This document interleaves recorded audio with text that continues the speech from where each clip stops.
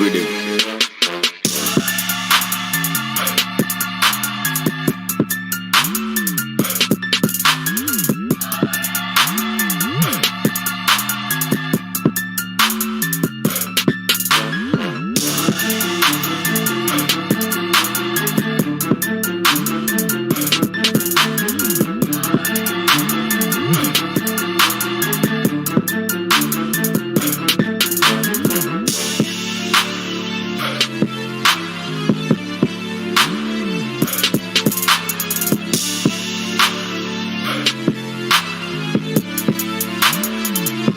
Monk on the beat.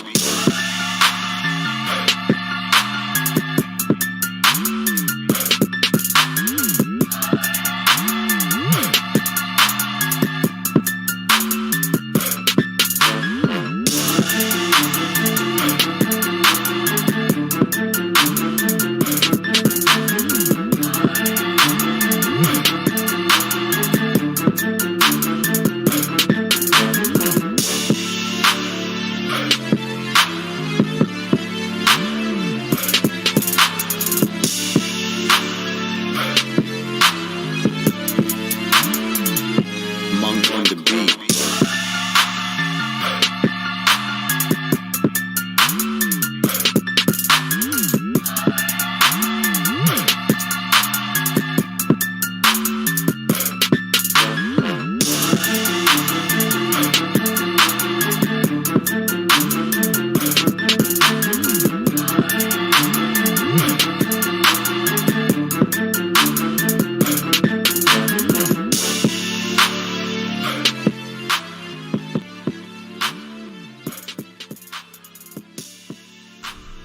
Woo! What is up, YouTube? My Cowboys family here, bringing you guys the latest update on our very own Dallas Cowboys. And of course, as always, thank you so much for joining us here tonight. Take a second to hit like, subscribe, hit that notification bell, follow us on all social media at MyCowboysFamily, and hop in the Discord. The link for that's in the description box down below. And of course, we are Victory Monday. celebrating Hell yeah. the familiest of not Fridays, but Victory Mondays. No, I know. I'm just saying, like, we have to appreciate this fan experience, and I'm just appreciating it even more because I don't know. I feel like a lot of people are extra bitter about this win for some reason, but I feel like we have a lot to be happy about, to look forward to, and yes, even our Cowboys turned the page very, very quickly. Yeah, I'd from say that I would say Patriots. also we need to see a lot of improvement still, Oh, even of with this win. course. So I might be sourer than most, but there's a reason for that because I'm looking for that end game, the end goal, not a cool win in week 4. You know what I mean? So anyways, we'll talk about the recap of this and so much more, injury updates, and a little sneak peek at those 49ers. I mean, the 49ers, right? That's their name? Anyways, I got so many other names for them, but some I can't say here on YouTube. So, baby, as we open this up, a new week, some new representation, some new raffles right around the corner here, and some new kind of things we got for the channel. So we're going to open this up tonight here with first saying thank you, welcome in, hit the like, subscribe, and notification bell, but also big shout out to those representing the boards, like the man from Hawaii, Mark Hovsepian. Yes, a big mahalo to the man Mark. He's not just representing as the sponsor of the week. I believe he's bossing that streamer out with 98 points on the board as Mark, well. sponsor of the week, the stream boss. You know, he's got the all-time record, by the way, 15 in a row at the Sponsor of the Week board there, which is going to be important to mention because this week, starting this week, but really this month, thanks to Dwayne Broussard, the top dog. I don't know if he's in the house, but much love to him. Give us an idea. Hey, you know what? The Sponsor of the Week. Get a chance to win a prize here in MCF every month. And what I mean by that is if you are the Sponsor of the Week, you are in a raffle out of 4 people, right? 4 weeks in a month, more or less. We're going to take 4 winners, the 4 sponsors of the week, and raffle off one of my Cowboys family, customized T-shirts. And there's a lot of things, a lot of different T-shirts to choose from, and actually products to choose from. You don't have to get a shirt, but we'll get the link to use. Actually, there is a link in the description and on the channel for where we have our shirts. The 5 is greater than 1, and we have a lot of different ones to choose from. So check them out. So you get to pick one of those, the sponsor of the week, who wins the monthly raffle for the sponsor of the week. So again, extra little special thank you to those that show the love here on the nightly, the weekly, the monthly in this case, right? Yes. So appreciate you guys, and that means Mark Hovsepian is the first name in the raffle. At the end of the month, we'll do this thing, and whoever, if Mark is a sponsor of the week every week, guess what? No raffle needed. We just ask him which T-shirt he wants. So that's the way it's going to work. And it's a special little thank you to those that go the extra mile here on My Cowboys Family all around. So thank you guys on that. Now, that's the sponsor of the week. We got this. You see Snug X. You know why he's here, but he's our Cash App king for 8 weeks in a row. That is 2 months he's been dominating that board. Much love to Snug X. The all-time record is 20 weeks in a row by Jason Renfro. So one of the closer attempts here at that all-time record. Then you have the gifting winner this week, Jason Renfro. You know he's in the house. Gets back. He had a 3-week in a row streak earlier in that gifting membership. He's starting a new streak. He takes he gets the crown from the Lunatic, who we got you shout out here in a big way in a moment. But much love to Lunatic last week. That is now Jason Renfro's property, and there is nobody in the lead there as of this moment. Also, another thing we're kicking off a brand new week. And I did want to say yesterday, I didn't get to announce it, but it was in stream that we had some memberships drop yesterday. They were added to the totals. Of course, Mark still took the win there at the sponsor of the week, but Jason Renfro back in that star level membership. Mr. A. Lavelle, he's in that silver level crew, and Gerald Swaim in the navy blue side of things. So thank you three. Shout out to you all. Yeah, I didn't shout you out yesterday, but yesterday is when it counted. Today's a new week, and we have somebody back in there, Skeptical Fan, dropping into that star level membership once again. So much love to the man staying skeptical, kicking off the week currently in first place on the overall board. So yeah, you see Jason Renfro with the gifting championship, 6 last week gifted. That was the winner by 1. I think Brandon James had 5. So much love to everybody on all these boards and all the way you guys help us. Right? Oh yeah, and the Cash App is completely up for grabs right now since it is a new week. There is no leader in there currently. So we're going to show you and talk a little bit more here in the bottom right about the Lunatics Week 5 special raffle in a moment. But first, I want to shout out the 4 ways to kind of help out the channel outside of the super chat, jumping in the membership like we just discussed. Some people jumping in, Skeptical Fan, gifting memberships, or the thanks button. What are the other 4 ways that kind of fall into their Before we talk about Week 5, we got to talk about the 4 ways you can show the love. Cash App, money side, My Cowboys Family, the Venmo at My-Cowboys-Family. You have the regular PayPal link. Last but not least, that Streamlabs link lets your comment show up on screen, just like a super chat. Yes. Appreciate everybody on all those boards as well. By the way, the star level membership for that star level crew, starting, I think sometime at the end of this week, we might be doing this raffle as well. We'll see how that goes. But if you're in the star level or the over everything level, sewn and stitched jersey, Cowboys Mosh style, you know his jerseys, about 30 to choose from, or more legends, old school, new school, different sizes, styles for the lucky star level winner there. But there's another raffle going down that's a little bigger than that one even this week, baby, and it is the Lunatics double jersey raffle. That's right, guys. We have to represent against these 40 whiners in extra special style. So the man, the Lunatic, is making sure all of Cowboy fandom has their gear up, ready to go, and representing right for this awesome game coming up this week. So how can you hop in? Well, guys, remember, like we said, 2 separate jerseys being raffled off. Again, your choice, authentic style. Of the ones available, of course, right? Yeah, of course. Not any choice. I mean, you see Zeke over there. You can still get him if you want. But I think so, but maybe that one's on extra special order there. Either way, yes. 2 different jerseys or choices of the winners of what's available. And how do you get into this thing? Drop $10, bam. We're representing, I guess, some backup Cooper Rush, right? Yeah, exactly. 10 and you're in. By the way, membership, extra raffle entries. If you're in the membership, this is per the Lunatic. You're in the membership, you get an extra bonus raffle entry. So navy blue, silver, star, or over everything. Once you activate that, so to speak, right? Once you drop the 10, if you're in any of those levels, you are automatically gained another another raffle entry. You get a better chance to win this. Of course, you cannot win both jerseys, but it's just 2 separate winners. Much love to the Lunatic making this happen this Sunday, probably at halftime of the game against the Niners. So stay tuned. It's going to be a night game there. It's going to be it's going to be Sunday night football. So get your nighttime delicacies together. We're going to get to sit through a whole day of fun NFL football. Yes, and looking forward to this evening, capping off Sunday. All the other games don't matter. The only one that matters is the night game. Ooh, shout out to, let me see, what's that? Gonzalo Gomez. Thank you for summing it up. Appreciate you, man. Yes, much love to Gonzalo. And Much extra special love to the star level membership and the Over Everything membership. Nightly shout out. Skeptical Fan, Jason Renfro, Dwayne Broussard, Lincoln Kane, Mary Alvarez, Andy Potched, Marissa Sparkle, Da Lunatic, and of course, Snug X. Yeah, he's repping that Over Everything level, which again, he jumped on the show here, last Saturday, I think it was, right? So again, you see the raffle abilities there. You can hit, exclamation point raffle, and you'll see the how to enter this thing. You can see what you need to do. You can see it above. It's pinned.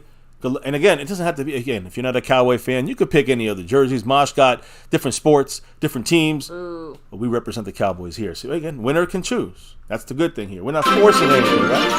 Oh, Kevin Richards. Welcome to the Navy Blue crew. Ooh. Now you got those emojis. Yeah, Drop them like it's hot. My favorite perk, yes, guys. I have to admit, the emojis this week are extra special.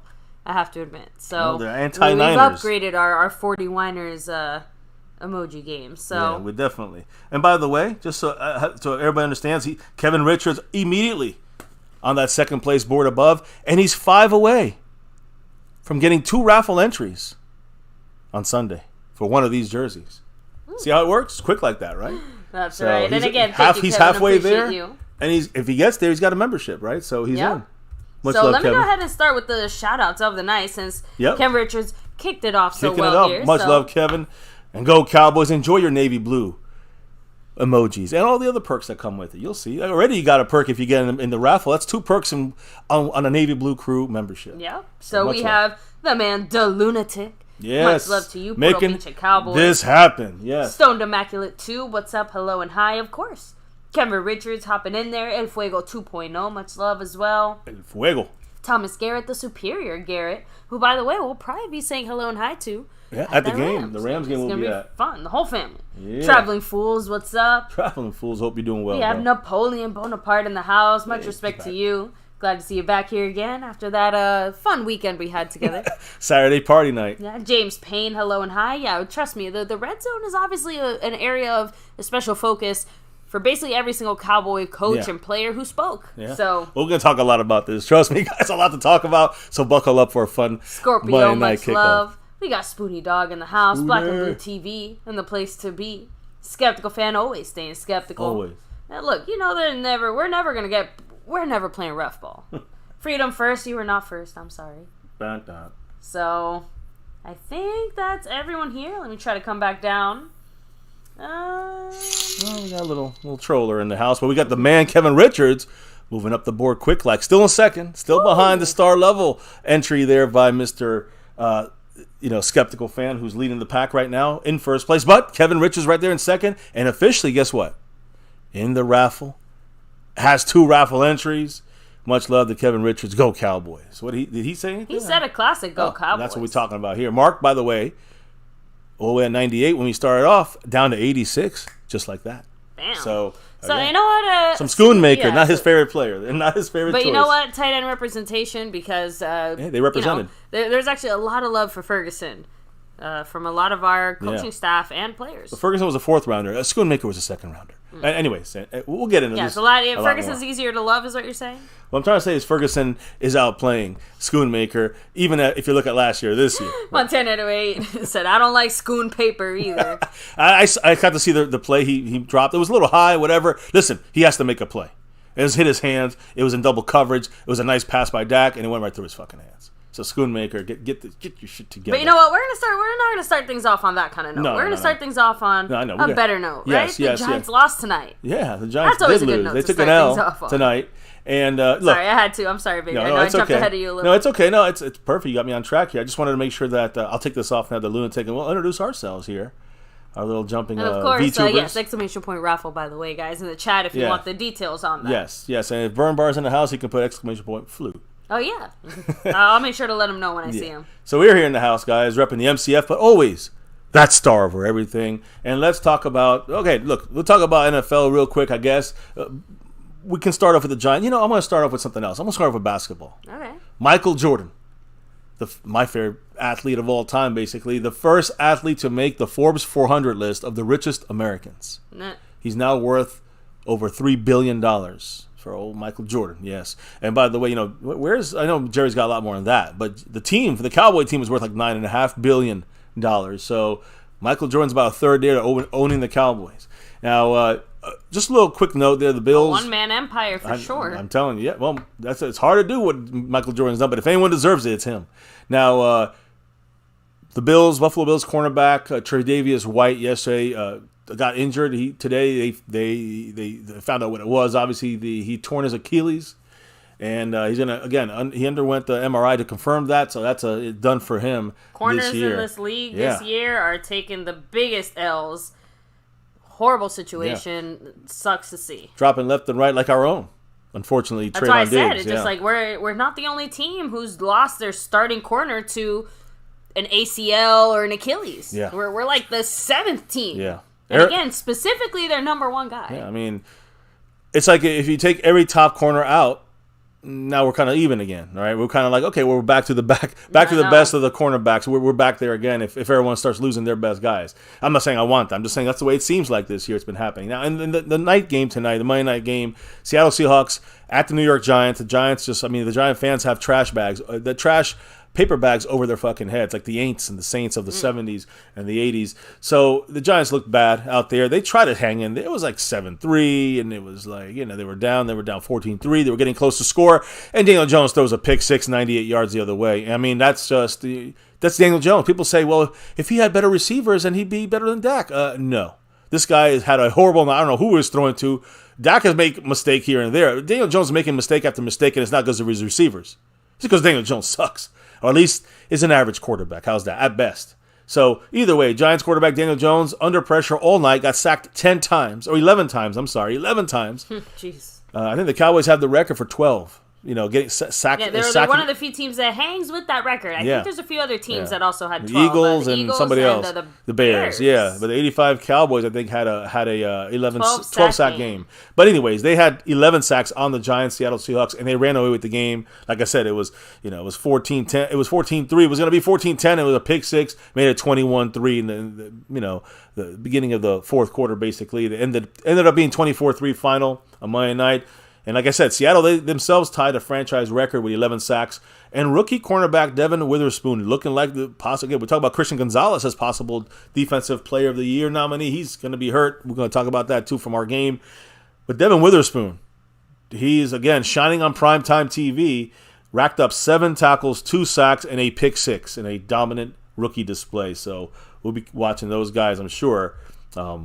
Keep an eye on all those guys as the season comes on. With the Seattle Seahawks, we'll be seeing them middle of the season. So another tough game, I guess you can say. Or do we not get tough games? I guess we are never playing tough teams. Well, this week it changes, and the Niners are up, and I can't wait. This is the week we waited for. That's why I said, regardless of however you felt about the first 4 games, good, bad, ugly, good, in between, doesn't matter. Because the season basically restarts this Sunday. And I must say, if the Cowboys do happen to take an L against the Niners, some people get like, oh, we suck. It's how we take the L. It's how we win. Like, if we win, I don't care we win. It's impressive. But if we take an L and we lose by 20, that's embarrassing. If we lose by 1 in a hard-fought battle, we're ready for this team. I'm just letting you know. We're ready for this team in the playoffs where it matters. Now, so of course, it's a great not gauge. going to make the loss taste any easier, better. We're going to lose at home field, and initially here be down 2 games on the Niners if we lose. But I think most of us can agree that it is a very different feeling to lose to the Niners in a possibly close game than it is to get blown out by the Cardinals and lose that way. Yeah. We were favored by 12 against the Cardinals. We lost by 12 against the Cardinals. So let's talk about, I guess, this game from last night. The Cowboys are now 3-1 after 4 games this year. 38-3 win, you see at the bottom of your screen, against the New England Patriots. As we know, we said it last night during the stream, the worst loss ever for Bill Belichick. When it comes entire coaching in his career, ever. Under Bill Belichick as a head coach, this was his worst loss, 35 points. In 2003, they lost by 31 at Buffalo. And then in 2020, COVID year, they lost at New England at home by 29 points to the Bills, but we're the only team that whipped them this bad. And Belichick, well, I'm sure he won't forget this one for a while. He did say this about Dak Prescott, Bill Belichick. He actually spoke after the game. Oh, so he mentioned Dak this time. Well, I think it was before the game, to be honest. Okay. But he did, he wasn't trying to that a big speech he had breaking down the Cowboys. Bill Belichick was like, mentioned everybody but Dak Prescott, but he definitely mentioned Dak Prescott in other interviews, and he said, quote, obviously, Dak Prescott is one of the top quarterbacks in the league. And again, Dak, even though I was critical about a couple of his passes, but for the most part, Dak, another efficient day for Dak Prescott. We'll go into that later. But Bill Belichick, let me get back to him and his ugly-ass face. He said this about benching Mac Jones, quarterback there in the end of the third, quote, no sense in leaving him in the game. And then he reiterated that he was not benched for poor performance. He says that Mac Jones will be the starter moving forward. Oof, we'll see. Mac Jones didn't seem very, very good to me yesterday, even when he had no pressure. He had little pressure, which was really rare. Ezekiel Elliott. Now Zeke back in Dallas, he looked like he was going to get emotional when he ran into that field a little bit. Coming from the visitor side, he's the enemy to me. As now that he's not wearing the star on his helmet. But the Cowboys, Jerry Jones, they played a Ezekiel Elliott tribute video before the game started inside AT&T Stadium on their big screen before the game, of course. And Zeke appeared. He looked like he was getting a little emotional. After the game, he was asked, he said, quote, I honestly wasn't too emotional. I was locked in and focused on the game ahead. I am forever grateful for the Dallas community, forever grateful for the Jones family, and just the opportunity he gave me, and just how well the city treated me, how they took me in. So. I mean, honestly, I have to agree with that statement. He didn't really look all that emotional. Our Cowboys either. I told you, I was actually surprised at the lack of emotion pre-game, but post-game... Dak seemed to have more emotion in the beginning of the game. Yeah, but post-game, completely different, Yeah, right? Like, on both sides of the ball, it was absolutely like a little reading a moment and, pretty touching, I think, at that point. Yeah, so, it was nice to see them hugging and all that stuff. And Dak was out here defending his guy, saying, the Patriots should have used Zeke more. Yeah, and, Zeke was stymied by our Cowboy run defense, but I still have questions about the run defense. We were looking to be the best. We're not there yet, is what I'm trying to say. So I do want to say another thing about the Patriots. One thing at a time, though, right? One thing about the Patriots here before we leave them as far as, Bill Belichick's side of things. Patriots rookie cornerback number 6, Christian Gonzalez, dislocated his right shoulder in the game yesterday when Tony Pollard kind of hurt, not went over him, but kind of rolled over him and just tried to get extra yards. Tried to avoid him. Yeah, basically, yeah. And they had to pop it back into place. So he had an MRI, and he's going to be out again, guys, for a little bit of a time here. Again, he is planning to get a second opinion on his injury with the dislocated shoulder injury. But again, it could be a couple weeks. It could be longer. We'll see. Now, the bigger injury is number 9 right now. Matthew Judon, who is, to me, their best pass rusher overall. I know they got Uche, who's really good. He got a sack on us yesterday. But number 9, Matthew Judon, he got injured. And we saw him walking off the field holding his arm. Yeah. What happened was he actually suffered a lower bicep tendon tear.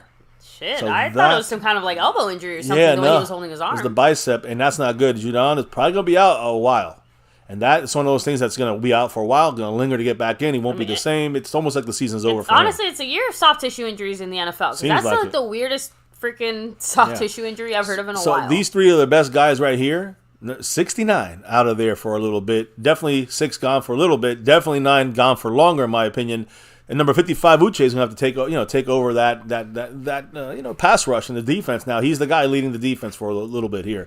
So just wanted to break down some of the stuff that went down from their side of the game, but we're done with them. And the nasty Patriots, don't know how to talk about them anymore. It's the last time you'll see us talking about them, except for this recap here tonight. It's actually funny because even in this recap, like when you hear our coaches and our players, they're not talking about the Patriots. They don't talk that much about the Patriots. Heck, they barely even talk about their own performance. So it's kind of astounding. I, again, appreciate that kind of mindset. But that's why we still got to enjoy our wins for 24 hours, guys. After that, go ahead and move on, right? And we're over 24 hours.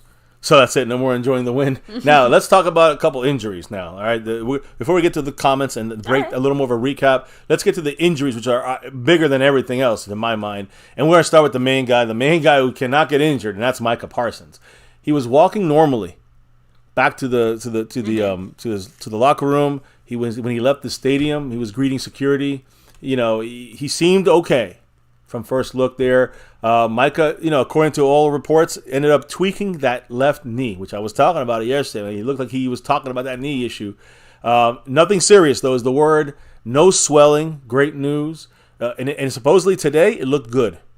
More great news. Okay. Cowboys say he is fine, should be good to go against the 49ers.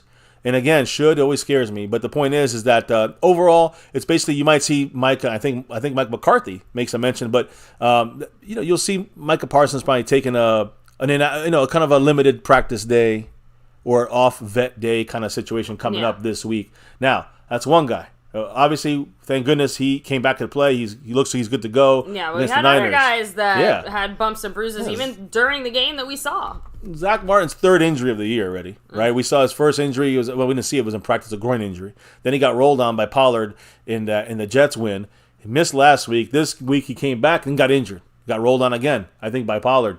Zach Martin had what it was classified as is a, quote, bruised quad.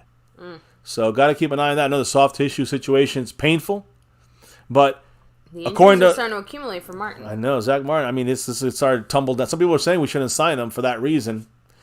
I mean, as long as he gets into that game and plays the way he's been playing, even though he's banged up, he's got to get through it. He's got to do it, and it will be okay. That'd be a good deal. If he misses so many games, then it's a mistake there. But either way, he's here. We got to hope he's still on the better side of reliable. Oh yeah, for sure. And again, this injury should simmer down, slow down a little bit in the sense of he'll probably get the rehab stuff on the sideline this entire week, and he should be ready to go against the Niners. So that's two guys there. Now let's go to the other tackle who did not play, the other lineman who didn't play, and that's Tyron Smith.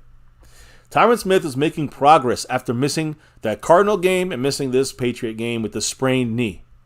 The word is he could be back Sunday against the Niners, which is my hope. That was the whole reason of him missing the last 2 weeks.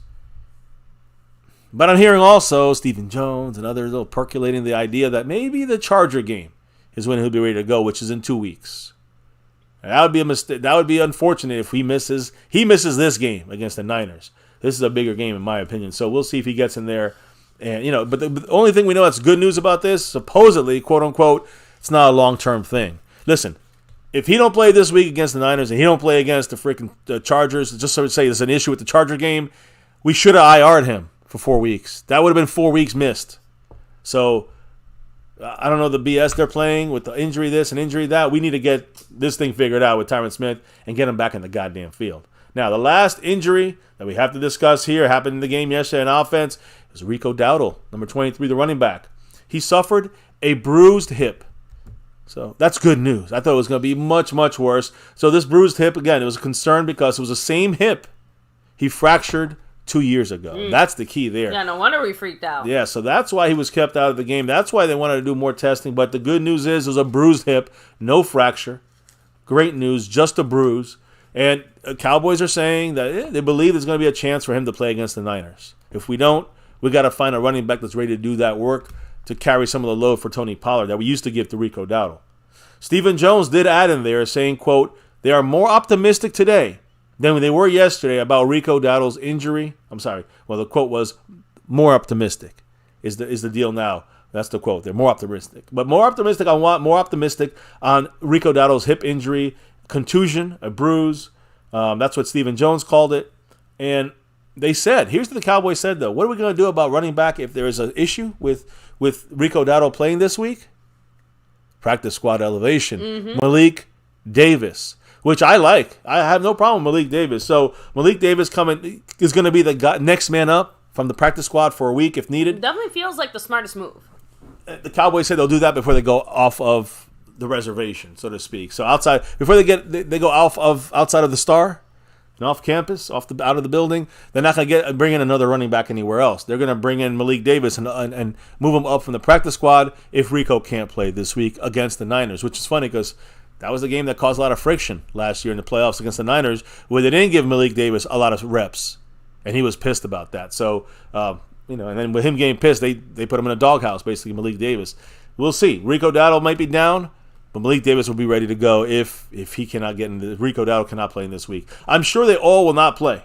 All four of these guys will not be ready to go for the game, but I'm really hoping. Number one, Micah Parsons is good. Number two, Zach Martin is good. Tyron Smith, you never know with him. If he's in, it's great. It's a great upgrade. And if you want that second running back solidified, it'll be Malik Davis next week, elevated if Rico Dowdle cannot go. Now, baby, I know that others spoke about the injuries. Yes, they did. On our Cowboys squad here. And mainly, of course, we talk about front office and coaches here. So who were the people that spoke and who started this thing off when it comes to discussions? I'm going to go ahead and start right with Stephen Jones just because, he spoke today, Okay. and I know you already kind of touched on this, but he specifically said that they're more optimistic about that Rico injury than they were yesterday. Yeah. Like yesterday, They they thought thought it was it a was going fracture. to be much, much worse. So, Jerry also said that he specifically spoke to Zach Martin after the game, and Zach Martin told him that he's in good shape. Jerry said that there's no kind of indication that it's anything any more, more serious, and that was, and of course this was just directly after the game. Mm-hmm. Obviously, you kind of confirmed that it isn't anything more serious. Thank goodness there. Goodness. Jerry also touched on Micah's evaluation. Remember, this is all post-game, saying we checked that real quick and got satisfied it was not a serious matter. Thank so goodness. one of the reasons that I think at least directly post-game we didn't hear as much as far as the injuries, just because it was more of a bumps and bruises type of situation, and thankfully nothing serious or more long-term. Thank goodness. So, Major. Mike McCarthy did get into a little bit more detail as far as the Micah thing, though, saying that he could be limited on Wednesday. So maybe keep an eye out for that. And again, even I have to say, like, and beyond was, like, maybe implied there. So, like, I would say even Wednesday, Thursday, watch for Micah to be limited in practice this week. He also said that Tyron Smith's knee is doing much better as well. Again, he did say that there's a chance that he could be rehabbing or with the rehab group on Wednesday and maybe limited in that practice. So keep an eye out for Wednesday's practice for a possible Tyron Smith limited practice scenario. That's huge progress considering everything that happened last week too. Agree. So outside of that, considering guys that we haven't even thought about for a little while, right? Like Nashawn Wright and Matt Waletzko. Oh, yep. They're Right, coming so off. They're coming off that 4-week They're IR. feeling a little more necessary now than they did a little while ago, right? The lunatic Woo! with his $2. You put that $2 holler on it right here, and refreshing our minds also about the Lunatics raffle coming up. Let me put it that way, which we'll shout out in a minute because I got another shout out coming as well. What did the Lunatic have to say, baby? San Francisco. $2 holler. I Said love that. Puro pinche Cowboys and Dallas Cowboys for life. Hell yeah, much love to the Lunatic, making things happen here in MCF with a double raffle jersey. Woo. $10 and you're in. You can win one of these 2 jerseys of your choice, basically of your choice of what we have available, and it'll be done during this game against the Niners this Sunday. The Lunatic, of course, he don't have to be on there. He don't have to build up to that point, right? Because he's giving these jerseys I guess to he the can if he family. wants to, He can, no, but- definitely. I'm saying, but he's on the board. You know what's on the board, baby? We got ourselves the man who stays skeptical fan who dropped a little love from above in the Cash App. Thank you so much, Skeptical fan. I appreciate you. Did you have to say anything in particular? Anything special? Of course. Let me make sure I drop his name here so everyone can see it. Skeptical fan representing it in the Cash App as, you know what he is, right? The current leader. That's right. He dropped that $2 holler and he said, thanks. Under old account, Plumber is the name. Okay. I don't understand that one, Skeptical. You have to break it down for me. But yeah. I don't have time. But appreciate you. Gonna put you on that board. Me, Mario. And go Cowboys. He's the leader right now in the Cash App. And hey, again, that raffle, guys, will be on Sunday. So got to get in there before Saturday to get into this thing and have a chance to win a sewn and stitched, authentic lag jersey. Many players of current team, legends, old school, new school, different styles.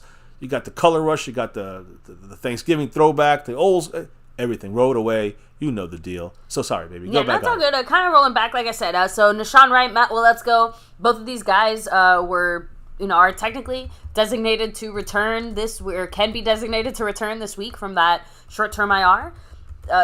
McCarthy said they're both doing well, said they're getting close, but didn't give any kind of specific timeline. Considering, like I said, our current depth situation at both spots, great time to bring both of them back. Remember, you have to cut 2 guys or move them off somehow, IR them or whatever, and also you'd have to have them ready to go immediately. I don't think either guy is ready to go right now. The Cowboys can hold them for another, 4, 5, 6 weeks, I think, before making a decision on when to put on the 53 or not. So McCarthy did make it very, very clear. I know we already touched on Dowdle and Martin, but he straight up said, they're going to be in the rehab group Wednesday. They both have a chance to play on Sunday. Well, that's good news. So even with the Dowdle situation, not saying it's going to happen, but there is a chance. So, again, So we saying will there's a chance? definitely know more, I think, after Wednesday. So that's pretty much it as far as the actual official, word from our front office. When it comes to the injuries, as far as the injury situation, I want to make that clear. We got that stuff kind of cleared up. Like I said, we're thankfully very lucky. On the same page, right? I mean, that is good. Again, knock on wood, it continues to nobody piling up here during the practices this week, and everyone is nice and rehabbed and ready for the Niners. That's the hope for us. Okay, I got you guys. Honestly, we're having quite the spelling challenge tonight. A lot of people are enjoying their Cowboy victory. With some beverages and with some things. adult libations. So that's the way to do it, is all I'm going to say. Definitely the best way to go. Now, baby, like I said, that was pretty much it as far as like the injury side of things. Let's break it down a little bit. Yeah. Obviously, let's start talking about the things that actually happened in the game outside of people getting banged up. Okay, the injury's done. We talked about the Patriots in 2 seconds. The Cowboys, of course, let me reiterate, 3-1. Hell yeah. Second place in the NFC East alone, by the way. Eagles are 4-0. We're 3-1. The Commanders are 2-2. The Giants, 1-3. They suck. Anyways, we have a combined score right now, guys. Our three wins, our victories. 108 points for, 13 points against. Jeez. I said, game 1 was 0 points. Game 2 was 10 allowed. This game 3. Of course, we lost to the Cardinals. So add 28 to that. But those 3 wins is just complete and total rip-apart domination. Torn up. So the Cowboys. Toe up from the floor. Hell yeah. And our 3 wins this year, outscoring our opponents 108-13. Of course, like I said, Giants 40-0, the Jets 30-10, the Patriots 38-3, as you see at the bottom of the screen. The Cowboys have won 10 straight home games. We talked about this last week. If we win this game, it is we're getting up there in streaks. The longest home streak since we won 11 in a row back in the Super Bowl years of the 90s, in 91, 92. We're just getting to the cusp of those first years of winning Super Bowls. But yeah, can we kind of follow those footsteps? The last home loss. You guys remember the last home loss for the Cowboys came? Game 1 of last season when Dak broke his thumb, fractured his thumb against the helmet of a Buccaneer. And again, that was a game we couldn't move the ball. Kellen Moore's very predictable offense. After the game, the Buccaneer defensive players said they knew all the plays. It was the same as the year before when we opened against them in Tampa and almost won. So, yeah, just saying this. Our last loss at home was over a year ago, and it was, we have 10 game winning streak, 10 home game winning streak. The next one we go to, baby, when we get that 11th one, that'll be when we're there. I can't. Oh shit, that's right. That's right. The next 2 weeks we're on a road, and then we got a bye week. Yep. And then we're back in Dallas, and that will be the 11th in a row. That would match our 91-92 year. And you know what? We got to bring the MCF power that game, right? Hey, we're bringing it. We bring the luck when we show up. Yes. So we're undefeated, right? We are. Yes, we have our very lucky streak that we're going to continue. We got our streak. The Cowboys got a home streak. Let's take this streak and overdrive it. Now, after this game against the Patriots, Cowboys demolished these Patriots. Remember the problems we had last week? We talked about injuries, right? Yep. It's looking a little better, going the right direction, right? We got Biotish back, and Odoga looked good, and so I'm saying we got everyone. Like you said, finishing this game, you said, we're looking good. We're trending in the right direction. No one has any permanent injuries. The next topic that we discussed last week about what was the biggest issues was penalties. And you guys actually thought the penalties was the worst thing. I wasn't there. I thought penalties would have to be managed by the coaches, and they did that this week. We only finished with 5 penalties, and only cost us 32 yards. And you got to remember, big difference. This refereeing crew as well has called 10 or more penalties against the Cowboys in the Cowboys' 2 last games. In the 2 last games we've had these refs, they've called 10 or more penalties against our Cowboys in each game. Oof. So this is the first time also a home team has won under this ref crew. Like I said, they really favor the underdog, and they favor the visiting team. That didn't favor us in this game, but we still overcame that because we played solid football, didn't get sloppy. 5 penalties for 32 yards. You can't ask for better than that. Also, first home win, with this ref crew in the NFL this year. Cowboys also, when it comes to the penalties, I got to bring up Mike McCarthy real quick because I gave him shit about it last week, and I'm giving him props this week. He actually stated, I don't know if you're going to touch on this, but he focused more heavily on the, quote, penalty prevention drills of preparation. Okay. And Mike McCarthy basically said the players, quote, responded well to this versus the Patriots. Again, week 3 against the Cardinals, 13 penalties costing us 107 yards, and really a large part of that game. But week 4 against the New England Patriots, 5 penalties, 32 yards, and look at the score. Am I the only one who wants to know what a penalty prevention drill is? You got to interview Mike McCarthy. I'm curious. Well, again, I know you have his words today. We'll hear what he says. I don't think he goes into that detail. Well, I'm curious too. I'll keep that in the back of my head. And then you look at some other stuff here, which is special teams. And actually, I'm going to put up Mr. Bones here, because Bones is running the special teams pretty freaking great. I mean, he started off a little rocky with us a couple years ago, but man, he's gotten this special teams, from one of the worst to one of the best. And he did that in his first year, even though there was some bumps on the road. But that fake point after, first one ever to be done from 15 yards out, like no one's ever. He said, I'm making history. Yeah, in the old days, and I remember the old days, some of you guys do too, when the extra point was kicked, it was 2.5 yards out. A lot of people faked it back then. And I say a lot compared. No one's ever faked it. From the farther extra point kick spot now. Until yesterday. Well, other people have faked it, but never ever succeeded. We were the first ones. Yeah, guys. And it was because, remember this from, I don't know if you remember this, maybe if you saw I think I did show you this, but the block that the Patriots had, I think against the Dolphins on Sunday Night Football, one of those, when they had a guy running from the sideline. Yeah, I think you showed it to me. Yeah, I showed it to you. It was 2 weeks ago. He ran from the sideline, a full blast, and blocked the field goal. I'll get back to that in a minute because we got Lost in Translation, who's become a member. Why? The man, the lunatic, dropping a gifting membership and now in first place on the gifting board. Much love to the lunatic. And congrats to Lost in Translation podcast. Appreciate you both, of course. Always go Cowboys. By the way, I think you might want to check the Cash App on your side, if I'm not mistaken. Oh, yes. We do have the man who just dropped the gifting membership right there, Mr. De Lunatic in the house. Who, by the way, if I'm not mistaken and I saw it right, Stoned Immaculate just got an entry into the raffle, combined with the $8 so he Cash did. App drop see. and the previous $2 holler. He said, put my vote in for Stoned Immaculate. So Stoned, on the board. you're in it. And by the way, De Lunatic, he's currently the leader on the Cash App. Yes, he dropped the $8 holler, the Snug X's 8-week streak. The Lunatic dropping that 8 on it right there. Appreciate him. He said, yep, for Stoned Immaculate. And so the great 8. Yes. So again, that with the other 2, that makes 8. That makes the Lunatic get that membership. Get that bonus raffle too. Stoned Immaculate. Congrats, and by the way, we all take a second here collectively wish that Stick Aguilera for a very happy birthday. Happy birthday. Yes, happy birthday. And a shout out to everyone who's claiming this as their birthday game, because like I jokingly said in the chat when Skeptical Fan said, well, my birthday's in November, but I'm taking this in my birthday game. I'm like, well, my birthday week is technically the bye week / the Rams game, so I also claim that this game as my birthday week game. And technically, Lil G's birthday is this weekend, so it is his birthday game. His big games going down. He gets that Niners this week, huh? To it. But seriously, happy birthday, Azteca. I hope you have the best birthday, and I hope the Cowboys give you the one thing I know you're asking for. That victory, baby. Victory. That dub. Much love, by the way, to Lunatic for making this happen. And he jumps, actually, overall, he's in the second. He just jumped over Kevin Richards into second place. Kevin in the third. Woo. Still skeptical, staying skeptical, but he's in first place. Much love. And I'm putting the Lunatic. He's in first place on the gifting board this week. Oh, I guess until now? I don't know what's going on. I think you know what's going on. A lot of gifted memberships right there, because Skeptical Fan, staying skeptical, said, hold up, I'm going to get in this raffle.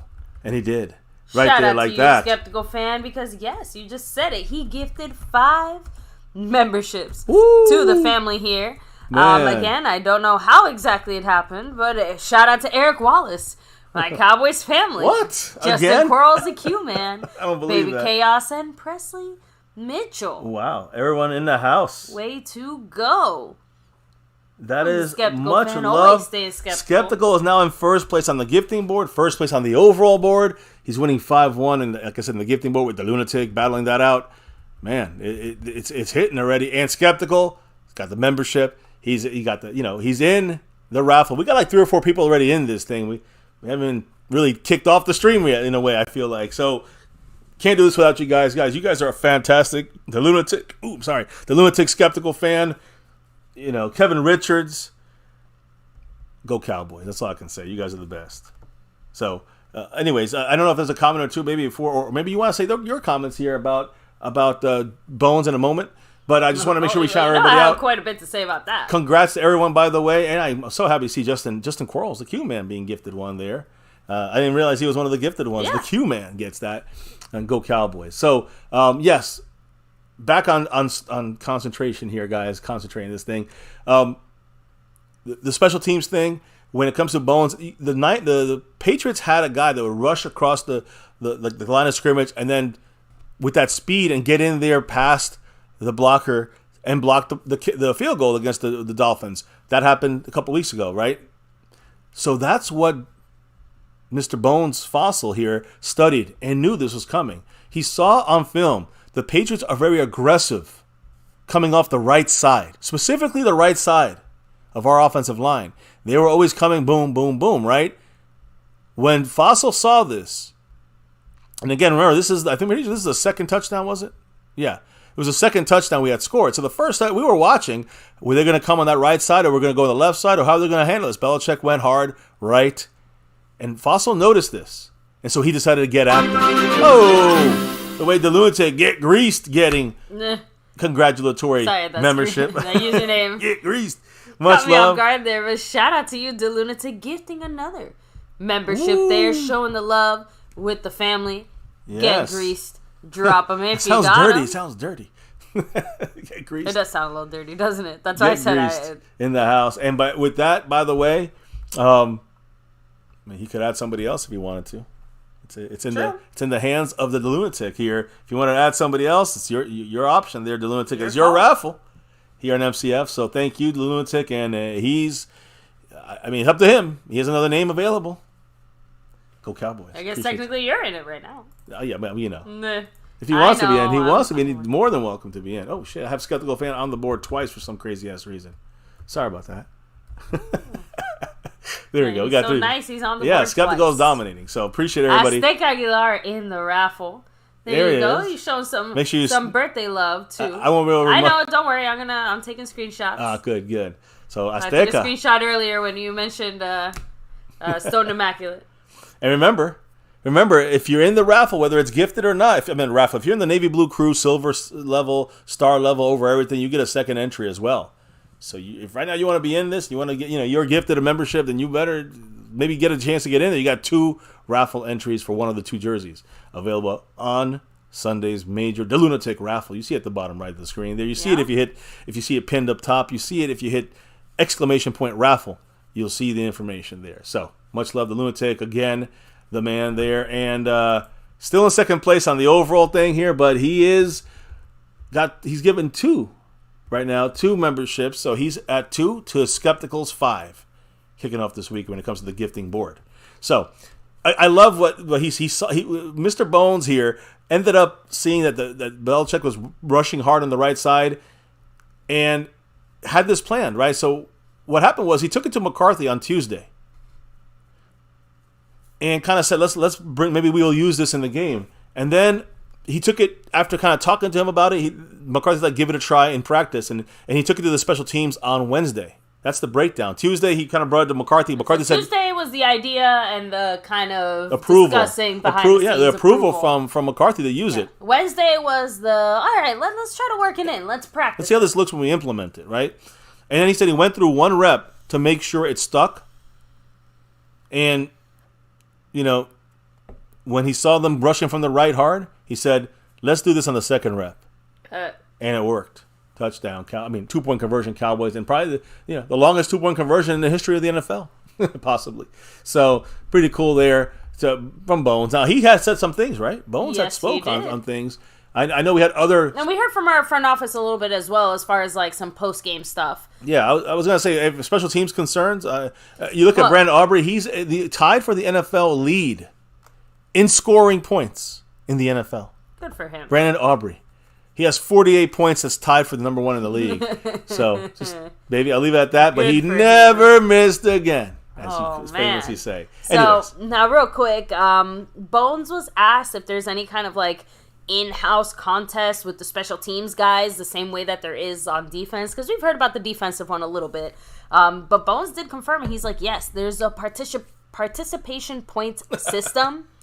It's a combination of rewards on like participation and production, and first to 500 points wins it all. Right now, CJ Goodwin is in the lead. I don't know what the prize is because Bones wouldn't say. He was keeping that kind of hush-hush, but they are competing for something amongst themselves. CJ Goodwin, I'm just saying, he's the guy that's going to win it. And him and Tolbert, Tolbert had a damn game yesterday, right? Tolbert, he was jokingly said, after that comment, they were like, oh, Tolbert definitely got some points, right? Yeah, he did. Bones said, oh, straight up, special teams meeting that happened today, or I guess yesterday, this morning, was basically almost entirely made up, a good chunk of just people going up to Tolbert, telling him just how crazy and amazing and awesome that play was on special teams. Even Bones said, you're a madman to him after he finished doing it, because even he was like, holy shit, man, right? So, something to kind of consider, and even I didn't know this, right? Let's get a little bit into some numbers, into some info. Bones says that the Cowboys don't measure the wind on field goal attempts in miles per hour. Really? They look at the distance of the attempt, measure the strength of the wind in yards of potential impact on the kick. So they don't really care how many miles per hour the wind is going. They're using some kind of different formula depending on how far away the kick is. So, if, an extra point is going to be measured very differently than, let's say, a 50-yard field goal. Yeah. And we're going to go for a 66 yesterday. And the yards of potential impact on the kick. So, I don't know. That's what I'm saying. Like, I don't know what kind of behind-the-scenes mathematical numbers or computations go into that, but clearly there is some kind of analytics behind. I was gonna make that point. You know who's been probably making these pushes?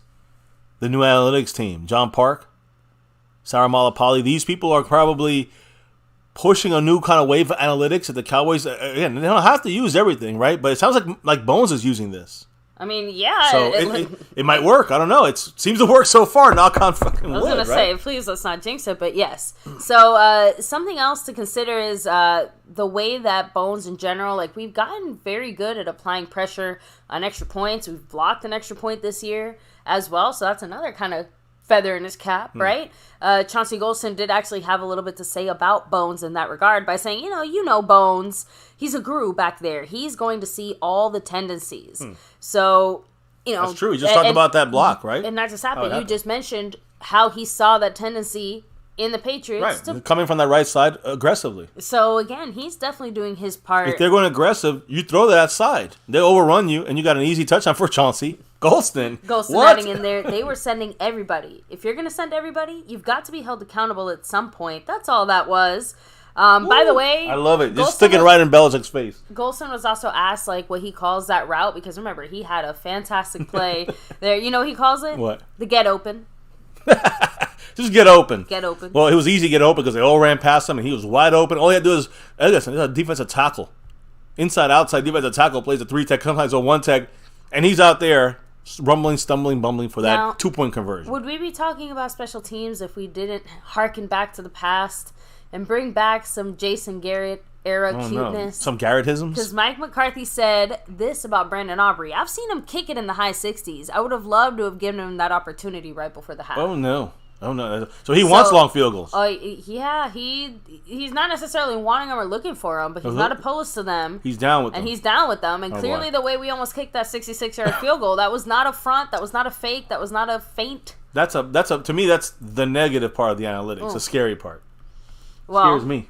It's here to stay, is what I'm trying to say. So I think all of us have to accept that we're probably going to see at least one of those before the end of the season. So I did want to touch on a few things that the coaches really, McCarthy said after the game, just because, again, it just, a few little post-game comments. He didn't say too much, but he gave a lot of praise to Jake Ferguson. No surprise, McCarthy loves him, his tight ends. Yeah. Right? John, appreciate John you. Montgomery with that 1-2, J. Lou. Dollar holler. What did the man say as he's now 8 away from being in our raffle? Oh, sorry. I thought you were going to keep reading. No. Shout out to you, man. With the $2 holler. He said, glad to see 18 doing good. Not just good. He was one of the best parts of our offense. We're going to talk about that, the receivers in a moment. I mean, as we break down the offense, defense. We're doing special teams right now, kind of overall right now. But yeah, we're gonna talk about how not just Tolbert, Gallup, and the tight ends affected this game, and for the future, it's going to help us. By the way, John, he's 8 away from being entered into this raffle, and if he's in the membership, you got 2 entries. So week 5, sewn and stitched, authentic like jersey, a lot of 30 different players more, maybe to choose from, old and new. Sewn and stitched. It looks great. We have like 30 of these. I think we have the 30. I think there's like 30 or 40 guys to choose from, new and old, right? Different styles and all that. Much love to the Lunatic making this happen. Week 5, double jersey raffles. We throw the Niners around. That's what you guys are in the raffle for. We got about, 3, 4, 5 people in this thing right now. Mm-hmm. And good luck to all that are in it. Much love and thank you to the Lunatic. Fantastic prize. Last year we had a bunch of these from the Lunatic, and man, it was a lot of happy winners here at MCF. So, anyways, just drop that there. So I saw John. I want to make sure everyone gets that ability to join the raffle if they want to, right? So there you go. Appreciate you guys. Thank you, the Lunatic, always for making this happen. So what else was discussed, baby? Are we talking still like overall the team? Who spoke? Yeah, so like I said, Mike McCarthy had lots of praise for Jake Ferguson, saying, I think Jake has been really given the opportunity to be a complete tight end. The run protection and the passing game, he's always had a knack for yards after catch. I just think you're seeing a guy that's paid the price. He got his weight up from year 1 to year 2, and he needs to maintain that. The tight end position, they do a lot of heavy lifting. They're asked to get in there, compete in the C-gap and the D-gap area. And also, we're asking more of these guys in protection as far as assignments there. You know, in the passing game, he has a real good feel for man versus zone. A very, very bright football player.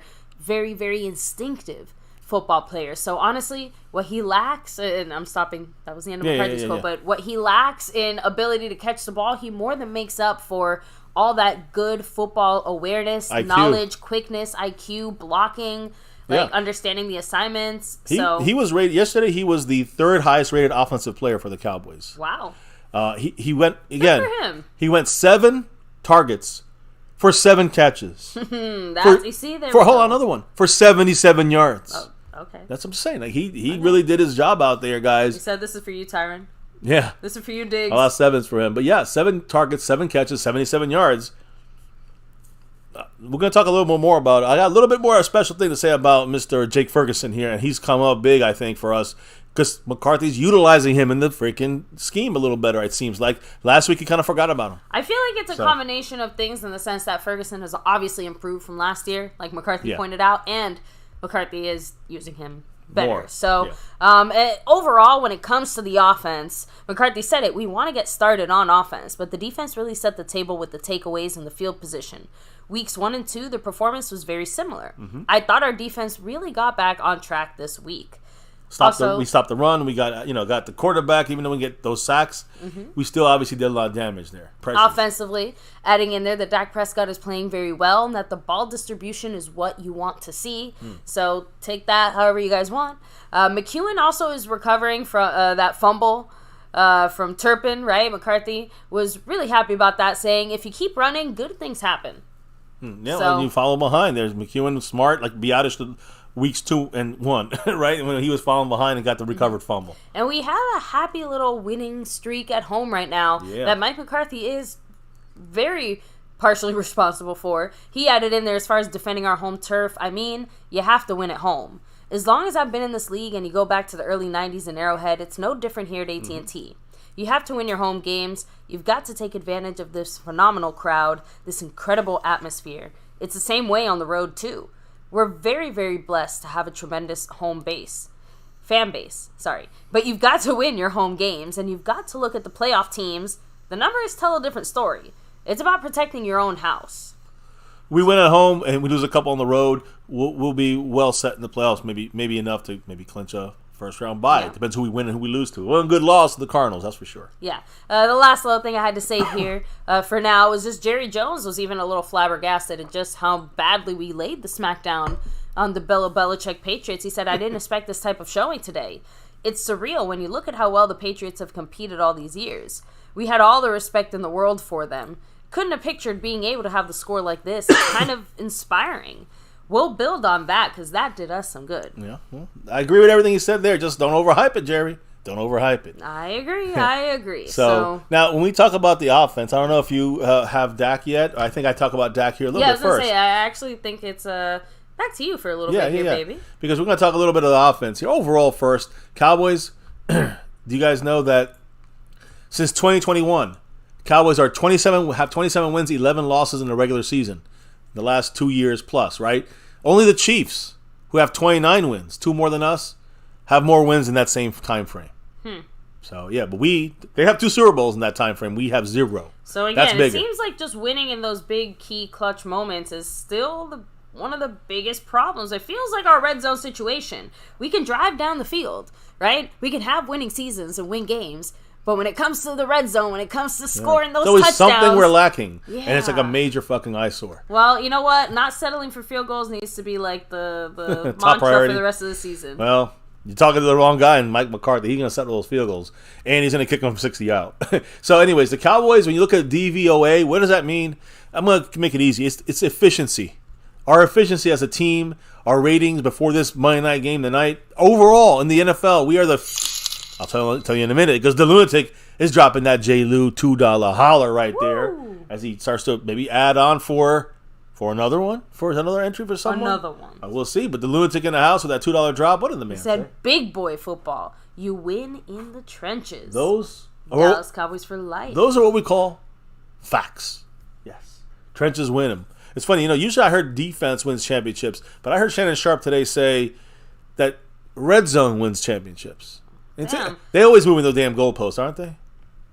Well, it's all right. I guess we'll find out, won't we? But I do agree. If you're going to win somewhere on the field, more than the red zone, it's trenches. That's where you need to win. That's what always ends up being the difference in games. So, yeah, the lunatic speaking truth. Oh, facts. We know the difference when we have no trenches on the offense either. Yeah. So, And remember the days we didn't have trenches on the defense. So, as we look at our efficiency, overall, as a team, we are right now the 5th most efficient team in the NFL. When you look at the offensive side, we are the 16th most efficient team. These are going through the what is that? There's 2 different kinds of analytics. It's what's his name? The ones on ESPN, the Next Gen Stats. Mm-hmm. That's the way they're rating us. Offensively, we're 16th most efficient. Defensively, we're number 1. And when it comes to special teams, we're 12th.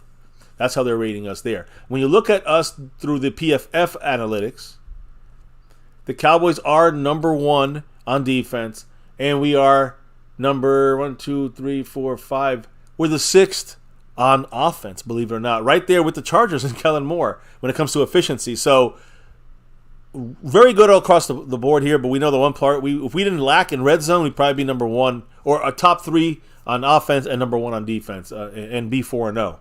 So, again, when you look at our offense, and that's the bigger thing here I want to take a look at, is the offensive side of things with Dak Prescott. Let's just kind of creep into him for a second.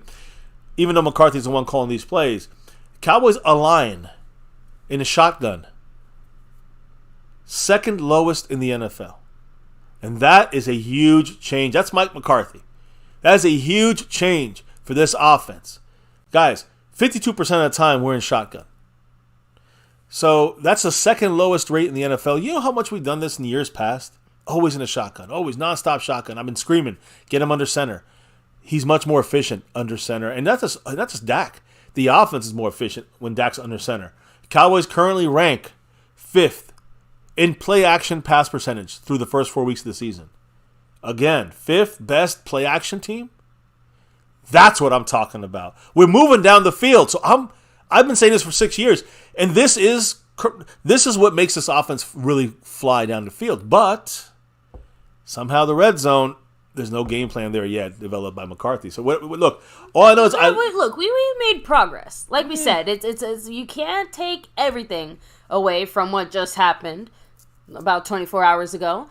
We did progress in that red zone problem. Now, are we perfect? Are we still where we want to be? Are we still good? Not necessarily, right? But you can't sit there and say that we're shitty either. So obviously the difference is that the type of progress that we're needing to see needs to step up really fucking dramatically from last week to this week, in the sense that, 2 out of 5 red zone is not, red zone success is probably not going to cut it against the 49ers. No, definitely not. And that's the key here. And I get that. Yeah, I mean, that's the thing here. Red zone is where we have to but we still got to get better, right? So we know this. But the fact that we're doing right things here, the right thing in less shotgun shit, and we're doing more play action, that is what makes MCF happy.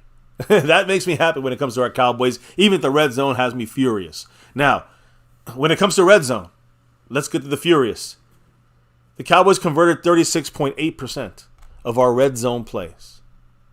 That's the third fewest percentage in the NFL, in the entire league. The third worst, guys, in the NFL when it comes to being successful in the red zone. Like I said, there's no way to sugarcoat that. I'm just throwing it out there. I'm putting out what's working down the field, and it's working. The play action's working. That less shotgun is working. But I'm telling you also what's not working. That's the red zone, which we all know. 36.8% of his red zone plays have been converted.